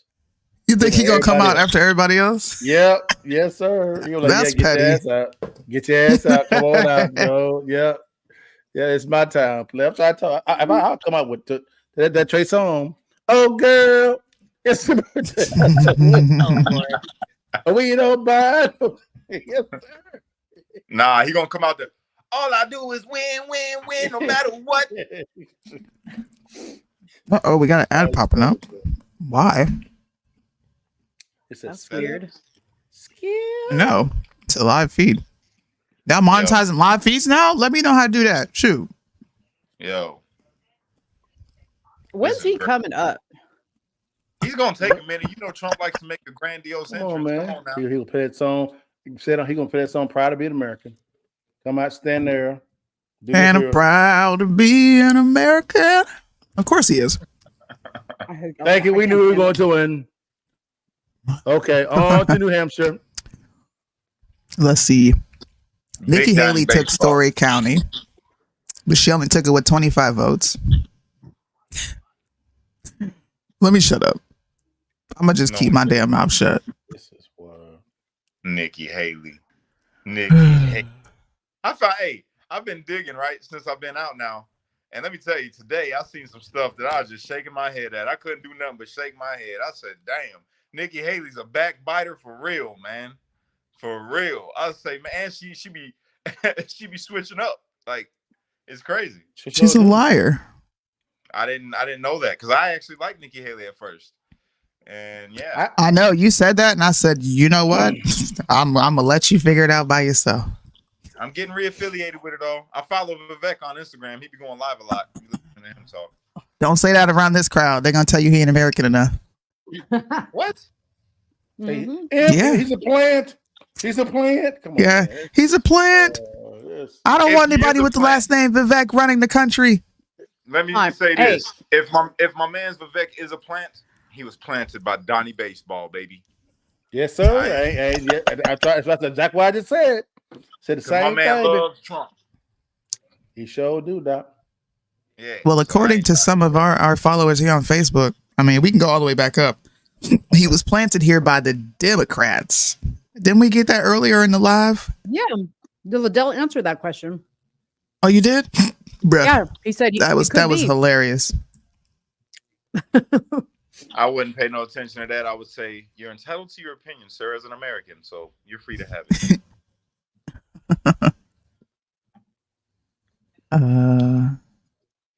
Oh man, Nikki Haley. Let's show Nikki Haley and her inconsistencies. I bet you it's the one I watched. Would not run if President That's Trump the one I watched. ran. I'm Nikki You watched my Haley, video. and I'm running for president. I will not now, not ever, support raising the gas tax. Let's increase the gas tax by 10 cents over the next 3 years. A huge issue that I'll deal with as soon as I get there is social media. They need to verify every single person on their outlet and I want it by name. I never said government should go and require anyone's name. I think China's been a really great friend of ours. Yes, I view China as an enemy. That was not what I intended to say. I do not think we need to pull money from the UN. The UN, the only thing is we would defund the UN as much as possible. When a 12-year-old child in this country, assigned female at birth, says, actually, I feel more comfortable living as a boy, what should the law allow the response to be? Well, I think the law should stay out of it, and I think parents should handle it. I think there should be federal involvement. You should not have any gender-altering anything done to a child before the age of 18. Would not run if President Trump ran. Guys, you know it was coming. You knew it was coming. You knew it was coming. Repeal the 19th. Can't have that. Inconsistent madness. Stand on your square. Yo. We know, Cash. You're not on this train. I got you. I'm on this train. I'm not on the train. I don't know enough about it yet.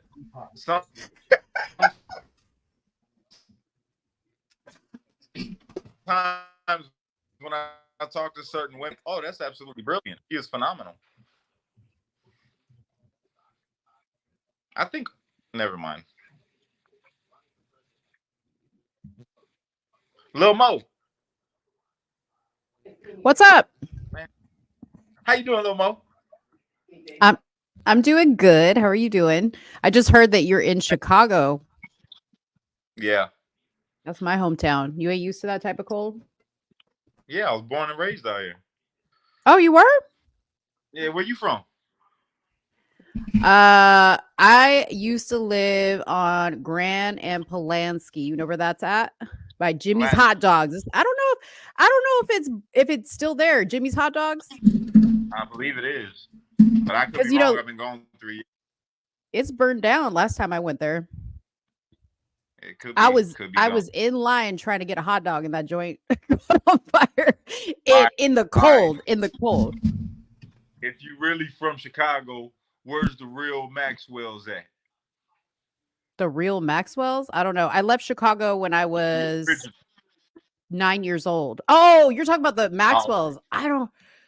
Oh. I don't know. I can't remember. Roosevelt and Taylor. My bad. Where'd Liddell go? I don't know. There was a black. You know what? He was having problems with his feed earlier, and it kept getting him off. Oh, He'll probably be back. Yeah, I have Liddell on here.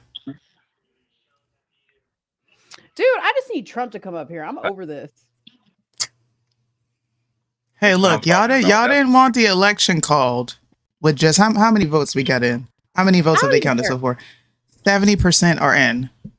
Last time we got to be consistent. And if you want 100% of the votes counted, then you got to be patient and wait for the 100% of the votes to be counted. You know, I'll Oh, be here honest comes with you. Trump. Oh, Shh, Oh, stop talking. all right. I'll be back. okay.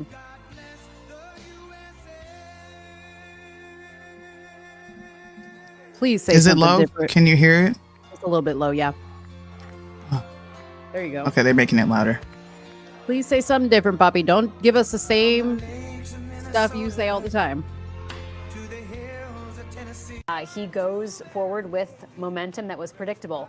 Doug Burgum's there behind him. He had been running for president, but recently endorsed him, which was not a total surprise because he was not that negative on Trump, but it does raise a question about why some of these guys were in the race if they felt like Trump was qualified to be the president again. This is live coverage from the Washington Post. Trump's taking in the crowd, and we will go to his speech when he starts talking. He did one big event this weekend in person, a couple others sprinkled throughout the weekend. A lot of it, though, as one of our colleagues said, Rhonda, was done from his hotel room in Iowa because of the bad weather. So even when he was in Iowa, he was relying on teletown halls and not always interfacing with voters personally. He didn't do a lot of hard You got a fresh spray tan, He was I the see. opposite of DeSantis's ground game.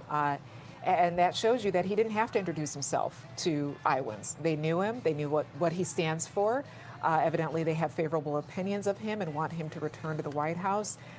So he did not have to do the work of a conventional candidate. But it goes back to what I said at the beginning of the show is, from what I'm hearing from folks on the ground who are studying the electorate there, people see him as the incumbent. This is almost like a race where he's just, coming in for another term consecutively. And that's how they view him. That's right. It's a wrap. He's really taking in the moment, as if this might be the election night. But again, this is the first stage. Period of time, and most importantly, we want to thank the great people of Iowa. Thank you. We love you all. What a turnout, what a crowd. And I really think this is time now for everybody, our country, to come together. We want to come together, whether it's Republican or Democrat or liberal or conservative. It would be so nice if we could come together and straighten out the world and straighten out the problems and straighten out all of the death and destruction that we're witnessing. That's practically never been like this. It's just so important, and I want to make that a very big part of our message. We're going to come together. It's going to happen soon, too. It's going to happen soon. I want to thank some of the great people. We have so many senators. If I go through every name, we'll be here all night, and everybody's going to get angry at me.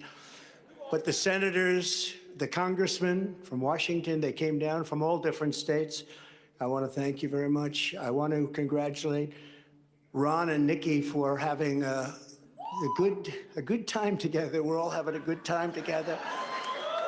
And I think they both actually did very well. I really do. I think they both did very well. We don't even know what the outcome of second place is. And I see Carrie Lake. Congratulations, Carrie.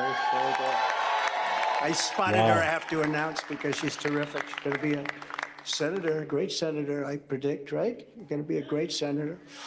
And I also want to congratulate Vivek, because he did a hell of a job. He came from 0, and he's got a big percent, probably 8%, almost 8%, and that's an amazing job. They all did. They're all very smart people, very capable people. I think most importantly, I want to thank my incredible wife, First Lady, I'll say former and maybe future. But more important than Melania, I want to thank her incredible, beautiful Just when you mother want to who hate passed him, away you gotta a few love days him. ago. And she's up there, way up there. She's looking down, and she's so proud of us. And I just want to say to Amalia, you are special, one of the most special people I've ever known. And that was a tough period of time for the family, but she's amazing. She was amazing. So I just want to thank what she's done for our family, and her husband, who's home right now and very lonely. He's a lonely man, but he's going to be okay. Victor, they're great people, great parents to all of us, really. Great parents, but also to Barron. Boy, did she take care of Barron. That's how he got so tall. He only ate her food. And I want to thank Barron my is a family. giant. Generally, they've worked so hard, and they've taken so much abuse for being good people. I mean, good people. But Eric and Don, they really did. These two have been working so hard, and they have another job also, so they have to do it all. But they've been working so hard, and I know that Ivanka is home and Tiffany's home. They're watching, and I know that Barron's watching. Good old Barron. I said, "You're going to be a basketball player." I said, "Well, I like soccer, Dad. Actually," I said, "At your height, I like basketball better, but sometimes you can't talk them into everything." But he's a special boy. But the whole family is just incredible, and my sister Elizabeth, who's just the biggest fan. She's just an incredible person and always supportive. We love Elizabeth so much. Also, we have a woman who took a big chance. You know, in most states, we have support of everybody, the Congress, the senators. We had Marco Rubio. We had Rick Scott the other day. We have, probably 55% of the senators. And now they're all calling and saying, "We want to endorse you, sir." I said, "Oh, great." Same thing with the Congress, men and women. We have tremendous, much more than anybody probably has ever had in this position. And we love them all. They're great. They're really trying to do a good job for our country. But one woman in Iowa who really stepped I'll be right up back. is I'll be right your back. Attorney General, Brenna Byrd. She really, really stepped up. Where is Brenna? Come here.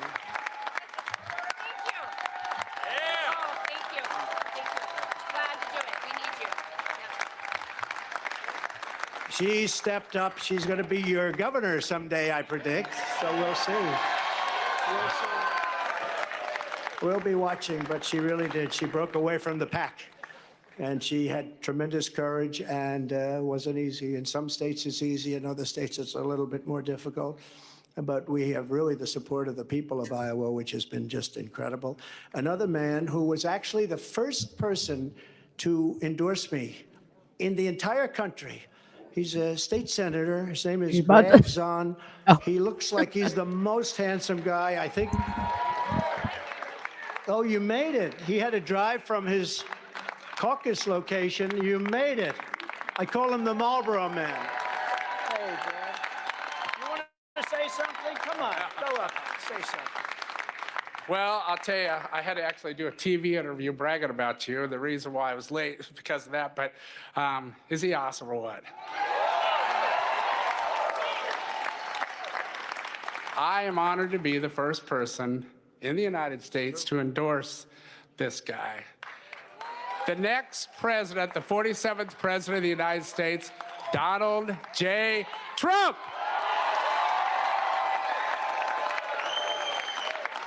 And when he says endorse, we're really talking about 2015. He endorsed me before, actually, long before I knew I was going to run. I said, "Who's this man in Iowa? He's a senator, a state senator. He's a good-looking guy, too. Doesn't he look? You could pay him and give him a lot of money." And by the way, Mr. Chairman, I want to thank you for being here. You are so great. Comes all the way from Missouri, which isn't that far. You can't drive an electric car that far, though. Thank you very much. I appreciate it very much. The group of people that we have on the stage is just emblematic of the tremendous group that we've had. We've had such a great team. We did well. We were looking really good in 2016. And just to go back to the senator, he was saying, I said, "Who is that guy? Brad, his name. Who is he?" He keeps endorsing me. He keeps saying Trump, and I didn't even know I was running. He endorsed me 4 months before I knew I was running, about 4 months before the Escalade ride down with our great First Lady. And that was Brad. I said, "Who is he?" So he was the first one.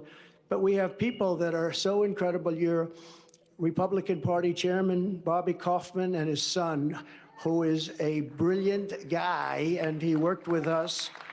And I will tell you, that is a family of real professionals. Matt Whitaker, who is the very talented and very good Attorney General. Where is Matt? He's around here someplace, and he's been with us all the way. You know, we have a man that was very impressive, and I say there's nothing wrong with it. He's so solid and so good that he didn't catch on. Sometimes being a little controversial is good. He's so perfect, although he did break his leg during the campaign. That wasn't so good, but it sort of stood out a little bit, Doug.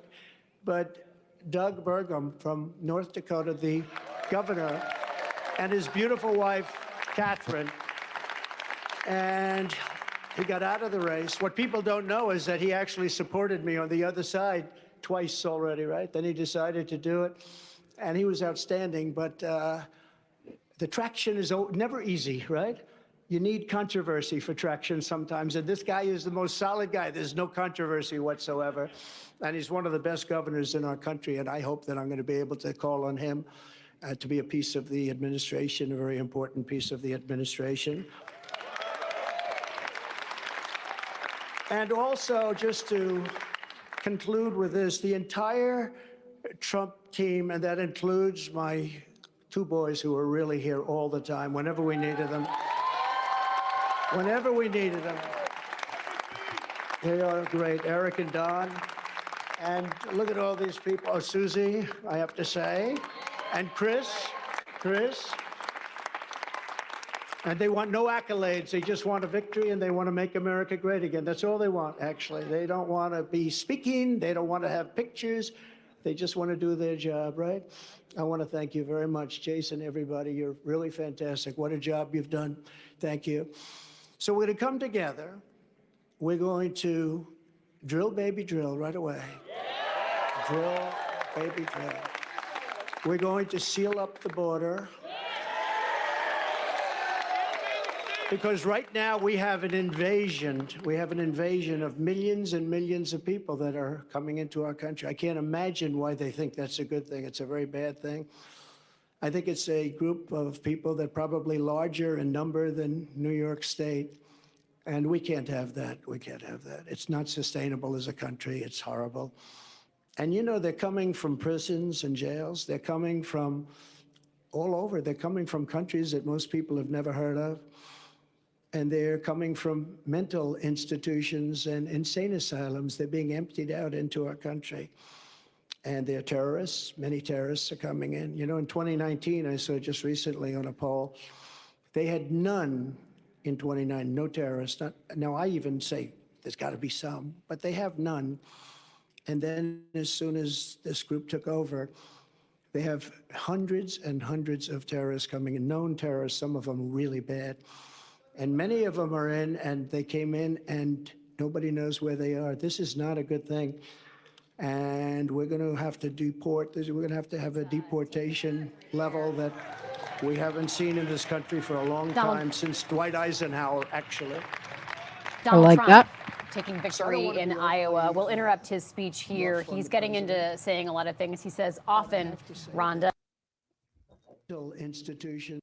So I don't want to be overly rough on the president. But I have to say that he is the worst president that we've had in the history of our country.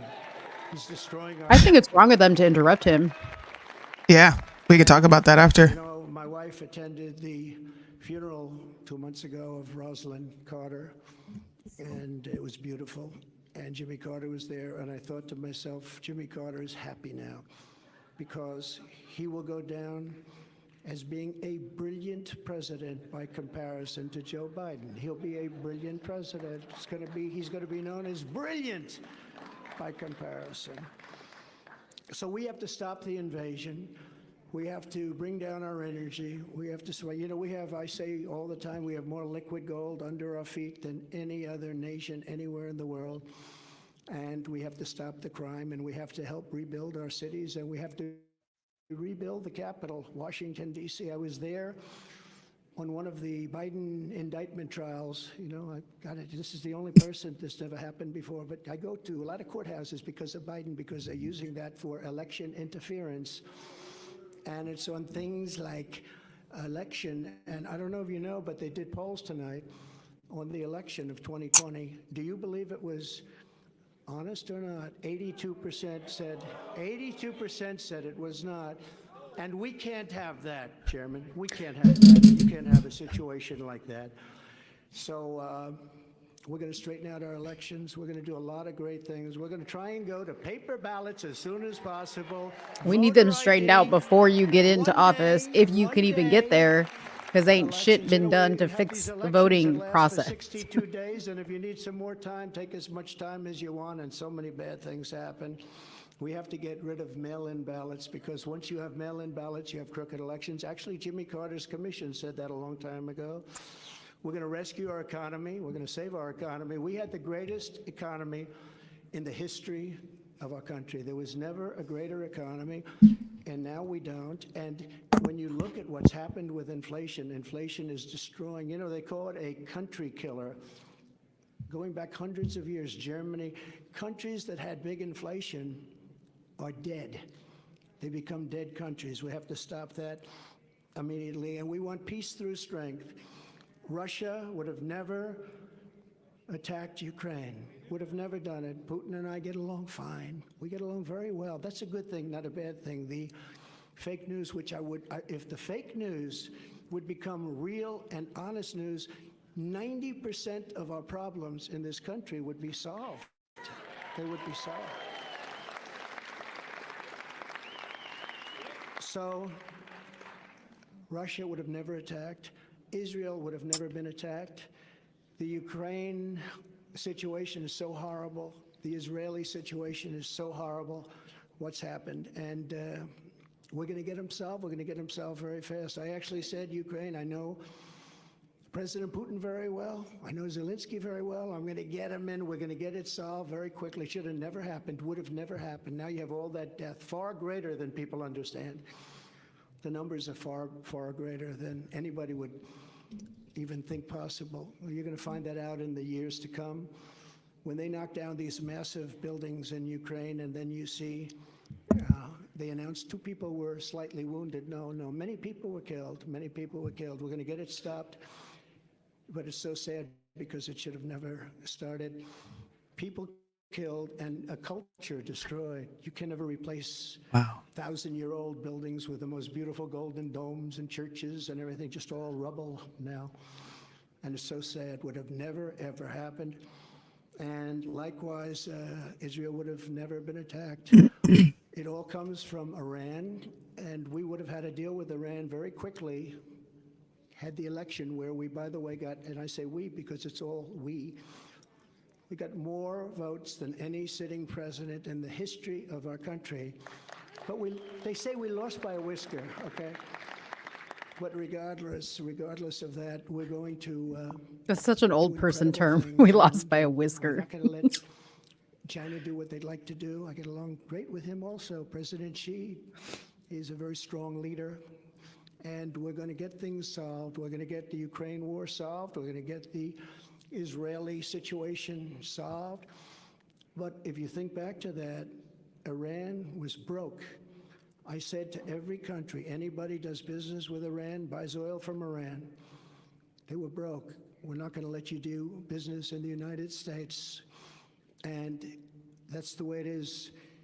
They did very little business, almost sold no oil. Nobody wanted to do that. That's a big penalty.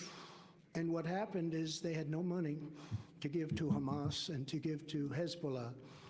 And in fact, there were a lot of stories at the time. They had no money for terror. And for 4 years, we had no terror. We had the terror ban. They called it the Trump travel ban, but it was really the Trump terror ban. We don't want people in our country that are going to blow up our shopping centers. Thank you very much. And we want a country of law and order. So we're going to rebuild the capital of our country, Washington, D.C. We're going to scrub those beautiful marble columns and get the swastikas off them, and we're going to scrub them and get the graffiti off them, and we're going to clean the streets, and we're going to rebuild the streets, and we're not going to have rusted medians through the middle that are falling down into the roads where foreign dignitaries from all over the world come and they look. And we're not going to be riding on top of garbage like I did just a month ago, riding on top of garbage. We're going to rebuild our beautiful Washington, D.C., and we're going to take control of it, and we're going to make unbelievably harsh penalties for people that go around shooting. Last week, they shot 3 people, and every night something happens. It's so sad. And likewise, we're going to rebuild our cities, and we'll work with the Democrats to do it. I'd be glad to work with the people in New York. We're going to work with the people in Chicago and L.A. We're going to rebuild our cities, and we're going to make them safe, and we're going to give our police officers immunity. So every time they do something, they don't get sued Immunity. and stopped. Uh. We're going to end crime in our cities. No, he's talking about the community. Iowa, you don't know what The that community, means. not immunity. I'll tell you, this is a different Community. place. You don't know about crime. You don't I know heard about getting immunity. mugged and I heard immunity. He said we're gonna Because give police officers immunity. so that they don't get something every police time. officers. down very Yeah. hard on Can you rewind criminals, and it? we're going to stop crime in America. So I want to just finish Yeah. by saying that Okay, he said he's gonna finish. I don't want to go back too far. and this is the 3rd time we've won. Let's see. So I want to just, Sorry, y'all. We do need to hear that again. and every night something happens. It's Put on captions. It's so sad. And likewise, we're going to rebuild our cities, and we'll There is no work with the captions. Democrats to do it. I'd be glad to work with the people in New York. We're going to work with the people in Chicago and LA. We're going to rebuild our cities, and we're going to make them safe, and we're going to give our police officers immunity. No, he said immunity. Oh, he said immunity. Do something they don't get. Yes, he did. Absolutely not, sir. I thought that they called it at about 10 o'clock. My impression, see this gentleman? He's dressed like a wall. I love this guy. He's been at 150 rallies probably, right? He has Dressed really like a good wall. walls I've ever seen. It's all beautiful brick. Will you come up here? Just come up here. Come on. It's so The nice. dude's built like a wall. Come on up here. He's emblematic of what we did. We built over 500 miles of wall. We were going to add another 200 miles. It's much more than we promised.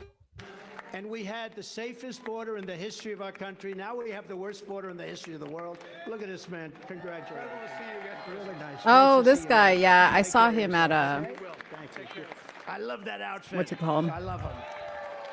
That's great.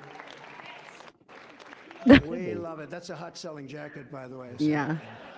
But that represents what we did. No, we built a tremendous, that's the reason. And we got Mexico to give We'll us get into the immunity talk, y'all. free. And we had Remain in Mexico. And we I would had have to Vaccine know Release in Mexico. what that would look like. And we did a job. We had the safest border in our Because- history. We had the greatest economy in our history. We had a great, we were a great I know nation SAID 20 has a years different ago, and different now we're a perspective on this nation as in well. decline. We are going to turn it around so fast. I'm It's sure gonna he happen doesn't so mean fast. like We're immunity gonna drill, across we're the gonna board make from great, we've got everything. Great wealth. We're going to drill. We're going to use that money to lower But the yeah, there taxes has to be even some further. type We gave of you the biggest clarification tax around cut that. I forget in what's going on with history. that. Yeah. And we're going to lower them Yeah, that has to be further, and we're clarified. also going to pay off national debt. It's about time. It's about time. So it's now off to New Hampshire, a great place. We won it last time, and we won it both times. And we love it. The people are great. But you know, CD, the he truth said, is so the they don't people get in our blamed country every are time great. They're something all great. happens. We love Iowa, but they're all great. They only want to see one thing. They want our country to come back. They're embarrassed by what's going on. Our country is laughed at. All over the world, they're laughing at us. And they want our country He's right about that. to come back. They want America, you know, they want us to be great again. It's a very simple MAGA. Yeah. Make America great again. And America first. America first is a very important part of MAGA.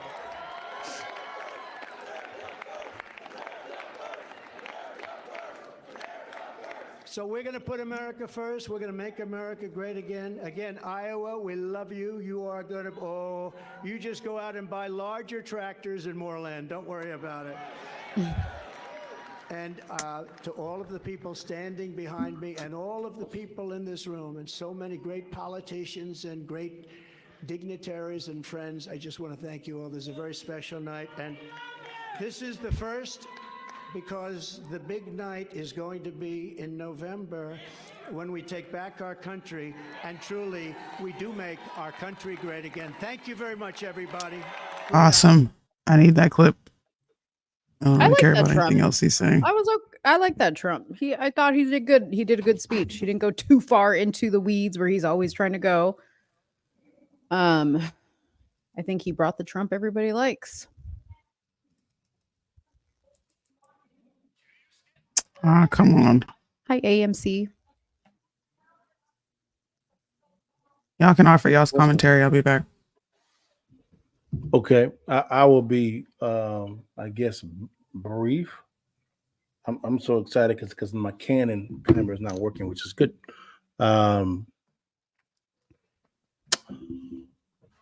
Concerning Trump, the immunity person, I gotta see what he meant by that, because I know Said has a different perspective on this that I would like to know a little bit more about. What is immunity? What does it look like? Unpack the legalities of it, the pros and cons of it before I actually offer commentary on it. I don't know enough about immunity to even comment on it. Right, exactly. That I makes sense. agree. I agree with that. I think if they were going to go the route of immunity and there's some type of like structure around that, I think there definitely Sure. has to be accountability at a higher level in the police department. So if you're saying, hey, we're going to apply this immunity thing to this situation, that it's being heavily vetted at the top, and whoever makes that call is going to be fully responsible if in fact that person is found at fault. I don't know how I don't even know how you could do it if you don't go through the process of investigation. You're basically saying, I want to give you. Well, even if you have some people at the top making this decision, the problem that I kind of see is that an echo.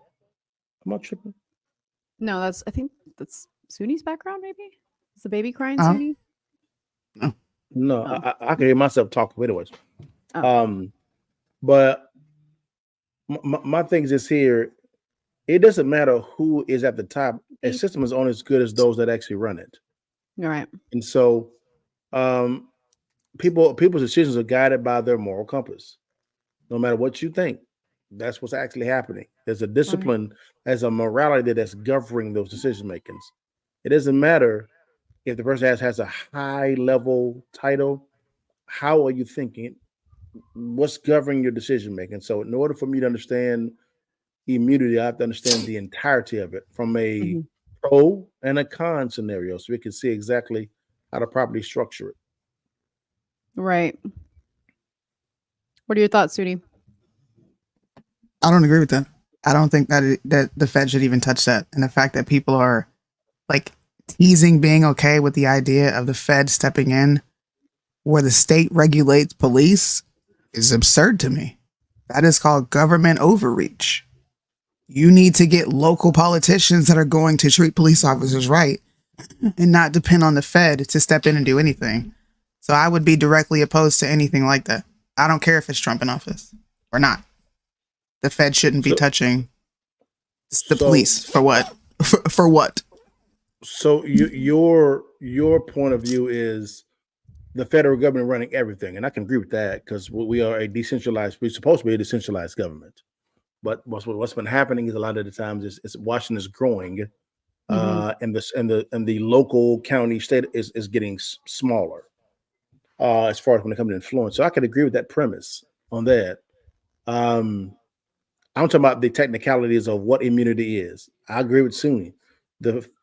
For a situation that's happening in Dallas or San Antonio or LA or pick a city or a county, that should be a state, county, city, local.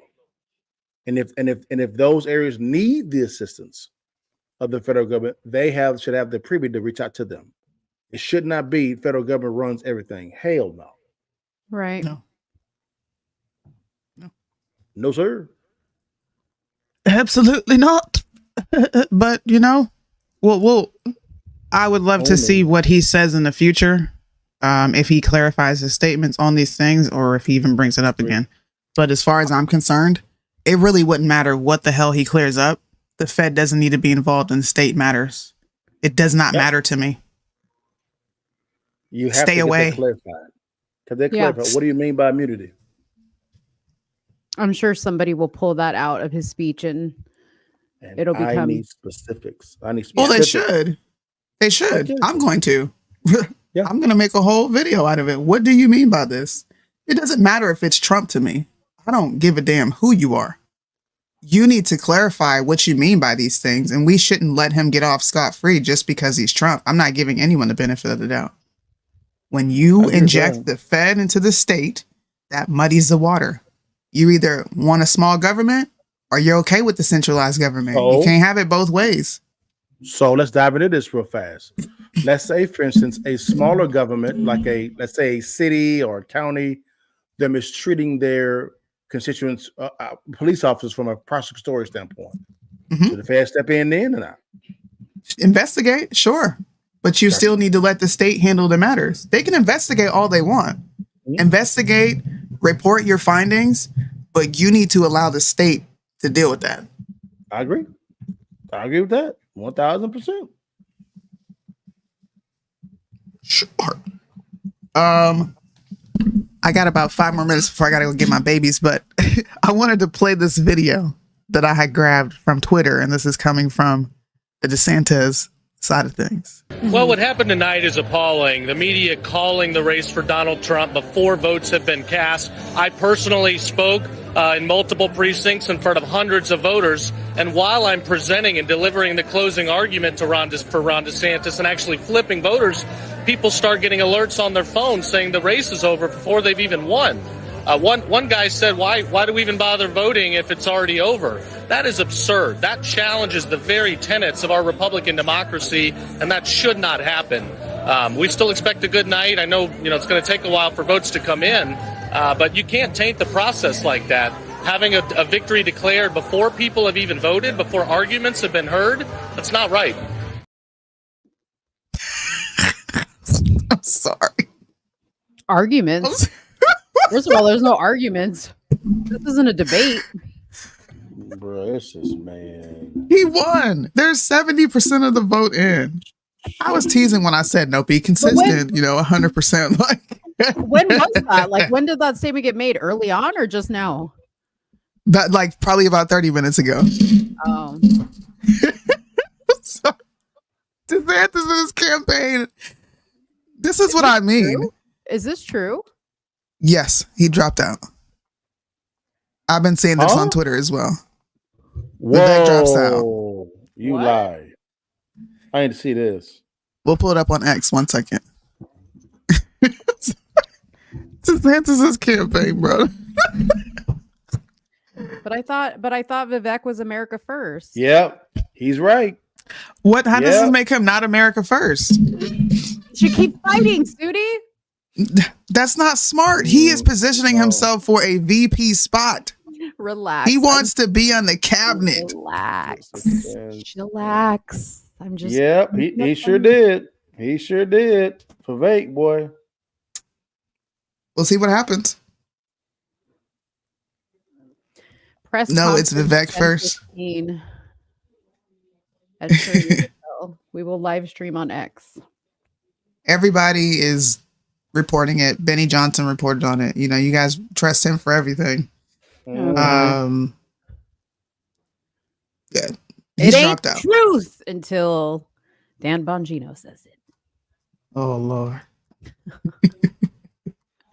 I just want to say something to that real quick. We say a lot of the same things Dan Bongino says before he says it, and y'all still bring back Dan Bongino videos. Did you see it on Dan Bongino? I am Listen, sick and tired. forget Dan in my Bongino. own house. I got to deal You with see, this look, Dan Bongino. look, hold on. Let's highlight the hater at the bottom. You're supposed to be promoting Sunni and Mo. You're promoting Sudi and Mo, and you over here telling Sudi and Mo, yo, y'all see what Dan Bongino said? No.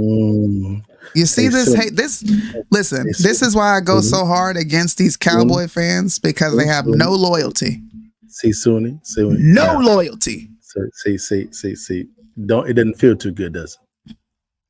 What you mean? We talking about the Cowboys versus Sunni and Mo. I think we come way up here versus the Cowgirls. See what I'm saying? You should be sending Dan see, Bongino our you show see, and being like, see, my girl said you it see, first. That's you what see, you need to be saying. see.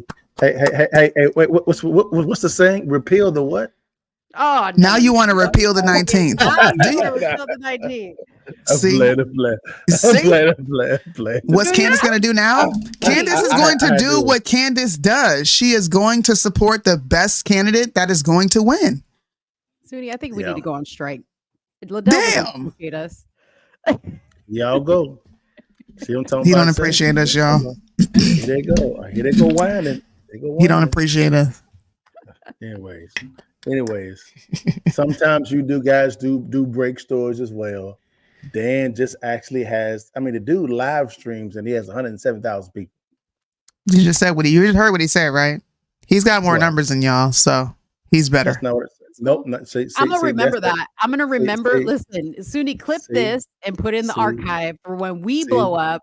We'll remind Liddell what he said about us and believe in us. See, I knew that you guys were a little bit progressive. Look at y'all be doing this manufacturing. This ain't got nothing to do with progressivism. Y'all go. I knew you had a little bit. Y'all heard him say the numbers, right? Hey, y'all heard I him. said was no. They heard what I said. Then they heard you rephrase what I said. Look, let me see this. See. People who are listening, Liddell Bugs is anti-woman. Anti-woman. There y'all go. He's anti-woman. He hates Here we women. go, y'all. Here we go. So I'm anti-women, guys. I have a wife and 2 girls, no boys. But I'm anti-women. And where is your lovely wife? Probably in the kitchen. Where is she at? No, she's in the Where's she? chilling. In the bedroom chilling. Yeah. Why ain't she? I ain't gonna say that. No. Anyways, what I'm saying is this here is a lot of times you guys do break stories, you do, which is great, and you guys are first. What I'm saying is Dan has a bigger audience. That's why he gets more of a pull than you guys do. That's going to change. That's going to change. But that's all I'm saying. But how we gonna get there when you sharing a Dan Bongino to us and but not vice versa? Hey, I share Dan Bongino to you guys. And there's a point. Here y'all go. I have never shared anything with Dan Bongino at all. Not one thing. Not one thing. Ever. Okay? He said ever. I told you guys are progressive. I'm taking a picture right there. These are 2 progressives, y'all. Look at them. Imposters. They're the plants. They're the plants. No. Suni, we need to do like one of those like mugshot photos, like where we hold up like our jail number and just say progressives. Progressive women. Wanted, dead or alive. Yeah. That'd actually be a dope shirt. It would. I got to do this Trump video because I don't like that you just said that, sir. Yes, do that. Call them out. Uh-oh. And tag them. Hold on, y'all. What was she going to show us before we got sidetracked on Vivek and Dan Bongino? I don't know. Dang. I don't know. Show us something. Let me see what Vivek said. Anyway, Oh, what do you say? No, I was trying to see if I could play his video on X. Something else is happening. I don't know what's going on. My video's acting up. Anyways, I think Suni's probably going to get off pretty soon here. Me as well. I got to go as well. Thank you guys for allowing me to come on your show. All right. I fully endorse your show. It's the best show. Well, best show second to mine, but the best show that's not named mine on the planet. You know what I'm saying? It's educational. It's entertaining and informational. See what I'm talking about? See, I give the best plugs on the planet. Everybody give Liddell Bugs a good night. Liddell Bugs, the woman hater and chooser of bad NFL teams. Everybody give him a round of applause in the comments. Here y'all go. Here they go, y'all. Say, hey, y'all, whenever you hear someone like Mo talk bad about me, you know it's a lie. You know it's a lie. It's okay. Mo only speaks truth, Liddell. I understand. All well, right. guys, thank you so much for your time. God bless you guys. See you guys next time. Bye, y'all. Bye. Peace. All right, guys. Well, it is just me. So what I think I'm going to do is we're going to be back with the show tomorrow because tomorrow is Tuesday. I'm sorry to have confused some of you guys thinking that it was Tuesday night, but we came up and wanted to do the coverage of the Iowa caucus. But we will have our regular show Tuesday night. We'll also have our regular show Friday night. So join us back here tomorrow. Make sure you give this video a like. And tomorrow our show will be at its normal time, 8 p.m. Central Standard Time, 9 p.m. Eastern Standard Time. And yeah, that's it. So thank you guys so much for watching. Let me make sure I got our outro ready to go. And we will see you guys tomorrow. Bye, guys.